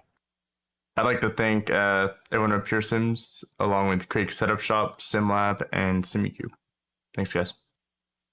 Thank you. That was Daniel Ferguson, your third place driver. And now Joe Peak has caught up with your winner today, Nicholas Rubilar. Nicholas, 3 for 3. We heard Jesse Stevens say he wasn't sure what you've done since he was away. What have you done? What's changed that's given you this incredible pace? Well, actually, there was a lot of work on the car, and I really know this track. I mean, I have raced in a lot of simulators like Gran Turismo, and now here on iRacing. So I was really comfortable with the combo and managed to set my pace. We're going to continue the British trend with another sort of club circuit heading over to Snetterton. Do you have much experience there? No, it's my first time on this track, so I have a lot of work to do. All right. Well, better get that practice in. Congratulations on a win. Anybody you'd like to shout out to? Thank you. Yes, I would like to thank everyone that's supporting me on social medias, my team Punto.co for the supporting, and PRL for organizing this championship. Thank you very much. That was Nicholas Rubilar, who took his third victory in a row in the PRL GT3 Pro Series. We want to give a big thank you to the companies that provide the software and the hardware for our broadcast listed here on your screen. And additional thanks to June Lalonde, who provides our wonderful music. See the screen for how to get hold of more of her great work. Thanks to the team today, DJ, Sean, and Dougie. You can find more info about GSRC at globalsimracingchannel.com or through our social media listed on the screen. Also, check out our merchandise store at simracingmerch.com/GSRC. We keep a link in the description below. Don't forget to subscribe to our YouTube channel so you don't miss a moment, because as we mentioned, next week, both the Chicago Street Course and Snetterton, July 12th at 8:30 p.m. Eastern for the GT Series. We have upcoming races for other series listed on your screen, so check them out and mark them down on your calendar. Don't go away. The Porsche Owners Club will be at Sonoma in just a few minutes. That'll kick off at 10:45 p.m. Eastern. Until next time, race clean, race hard. We'll see you on the track.